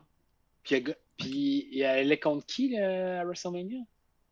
C'était contre Batista, je pense. Ah oui, Batista, t'as raison, ouais. Edge ou Batista? Batista, ouais. Ok. C'est peut-être Edge aussi, ça se peut. Ça serait Edge, je pense que c'est l'année d'après, Edge. En 2008, ok. Ouais. Fait que Alfredo, tu veux t'essayer un chiffre juste pour le fun? Il est rentré combienième? 26. Ouais, c'est vrai. 26, t'as dit? Ouais. Non, c'était 30e. Ah ouais, Antoine. Ah, number 30, ben oui. Hein. Ouais, exact. Fait que, wow, hein, j'aime ça quand c'est le fun quand c'est chaud. Je fais exprès. Ouais, non, c'était tough. Mais tu sais. Ah non, j'aurais dû avoir la première, là. Ouais. Harley Mead, j'aurais dû l'avoir aussi, l'avoir su, tabarnak. Ouais, Harley Mead plus que c'est parce que je me suis dit, c'est trop évident, Harley Mead, je le dirais pas, c'est trop évident. Ouais. Des fois, l'évidence. Je sais. Merci beaucoup pour ce divertissement pur et dur. Écoute, on est passé à un cheveu d'avoir cette face-là pour le quiz. Wow. Fait que, merci les boys, c'était bien le fun. Fait que c'est ça, Discussion Texas est dans la boîte. Et, je ne sais même pas, on est rendu quoi, 200, quasiment 230 podcasts. C'est fou, hein? Ouais, c'est fou, raide. Et là, évidemment, on conclut le podcast, mais avant de partir, on va vous dire les prochains rendez-vous. Parce que là, la semaine prochaine, on a le retour de Mary Rose pour sa chronique. Mais après ça parlant de chauffer, après ça, on est au SummerSlam Month. Fait qu'évidemment, on a des reviews de SummerSlam qui s'en viennent. deux reviews et une bio. Et pour commencer le tout, on a parlé beaucoup de Macho Man, Elizabeth et de Jake Roberts dans le podcast d'aujourd'hui. Mais on va en parler encore un petit peu au prochain Retro Review qu'on va faire de SummerSlam 91. Wow. Avec le mariage de Macho Man et Elizabeth. Évidemment, le combat 3 contre 2 avec Sid Justice comme arbitre spécial et aussi un match que j'ai hâte de vous parler. Bret Hart contre Mr. Perfect pour le championnat intercontinental. Ça, puis évidemment aussi, on a ce jour-là, évidemment, il y a le combat avec The Mountie et Big Bossman, parce que le perdant va aller en prison pendant la soirée. Wow. Ouais, ça c'était un méchant show. Puis si tu veux, Alfredo, l'invitation est là si tu veux faire le review de ce show-là. C'est 91, tu peux pas battre ça, t'as dit. C'est quand vous faites ça, là? Réellement? Dans 2 semaines à peu près. Non, dans 2 semaines. 91, c'est Marie Rose la semaine prochaine. Elle, je vais la mettre sur le spot la semaine prochaine parce que je vais voir ça va brasser un esprit. Oh, la lumière vient de partir. Parfait. Et pour le deuxième rétro review qu'on va faire, on va se transformer 9 ans plus tard, en 2000, pour l'événement SummerSlam, évidemment, 2000! Et voici. Oh, wow. Es-tu belle? Ouais. Chris, oui, hein? Tu parles de Stéphanie. Ouais. Le premier match. Comment tu dis, Alfredo? Tu parles de la belt.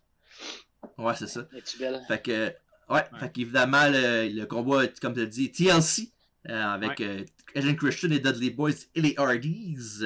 Et aussi le main event, faut pas oublier, entre The Rock, Kurt Angle et Triple H pour le titre de WWF en jeu. Évidemment, avec le Love Triangle avec Kurt, Stephanie et Triple H.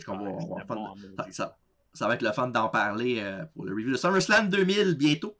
Et pour terminer le mois de SummerSlam, on y va avec une biographie d'un gars qui est synonyme avec SummerSlam, surtout le début de SummerSlam, les quelques premières années. Et j'ai nommé le guerrier ultime! The Ultimate Warrior!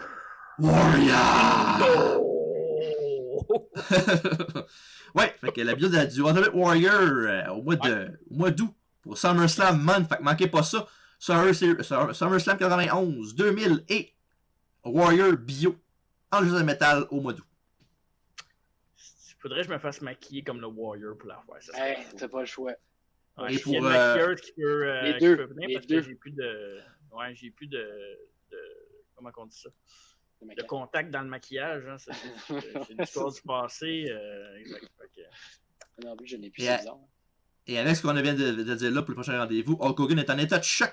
C'est toi qui l'as mis à somme, là.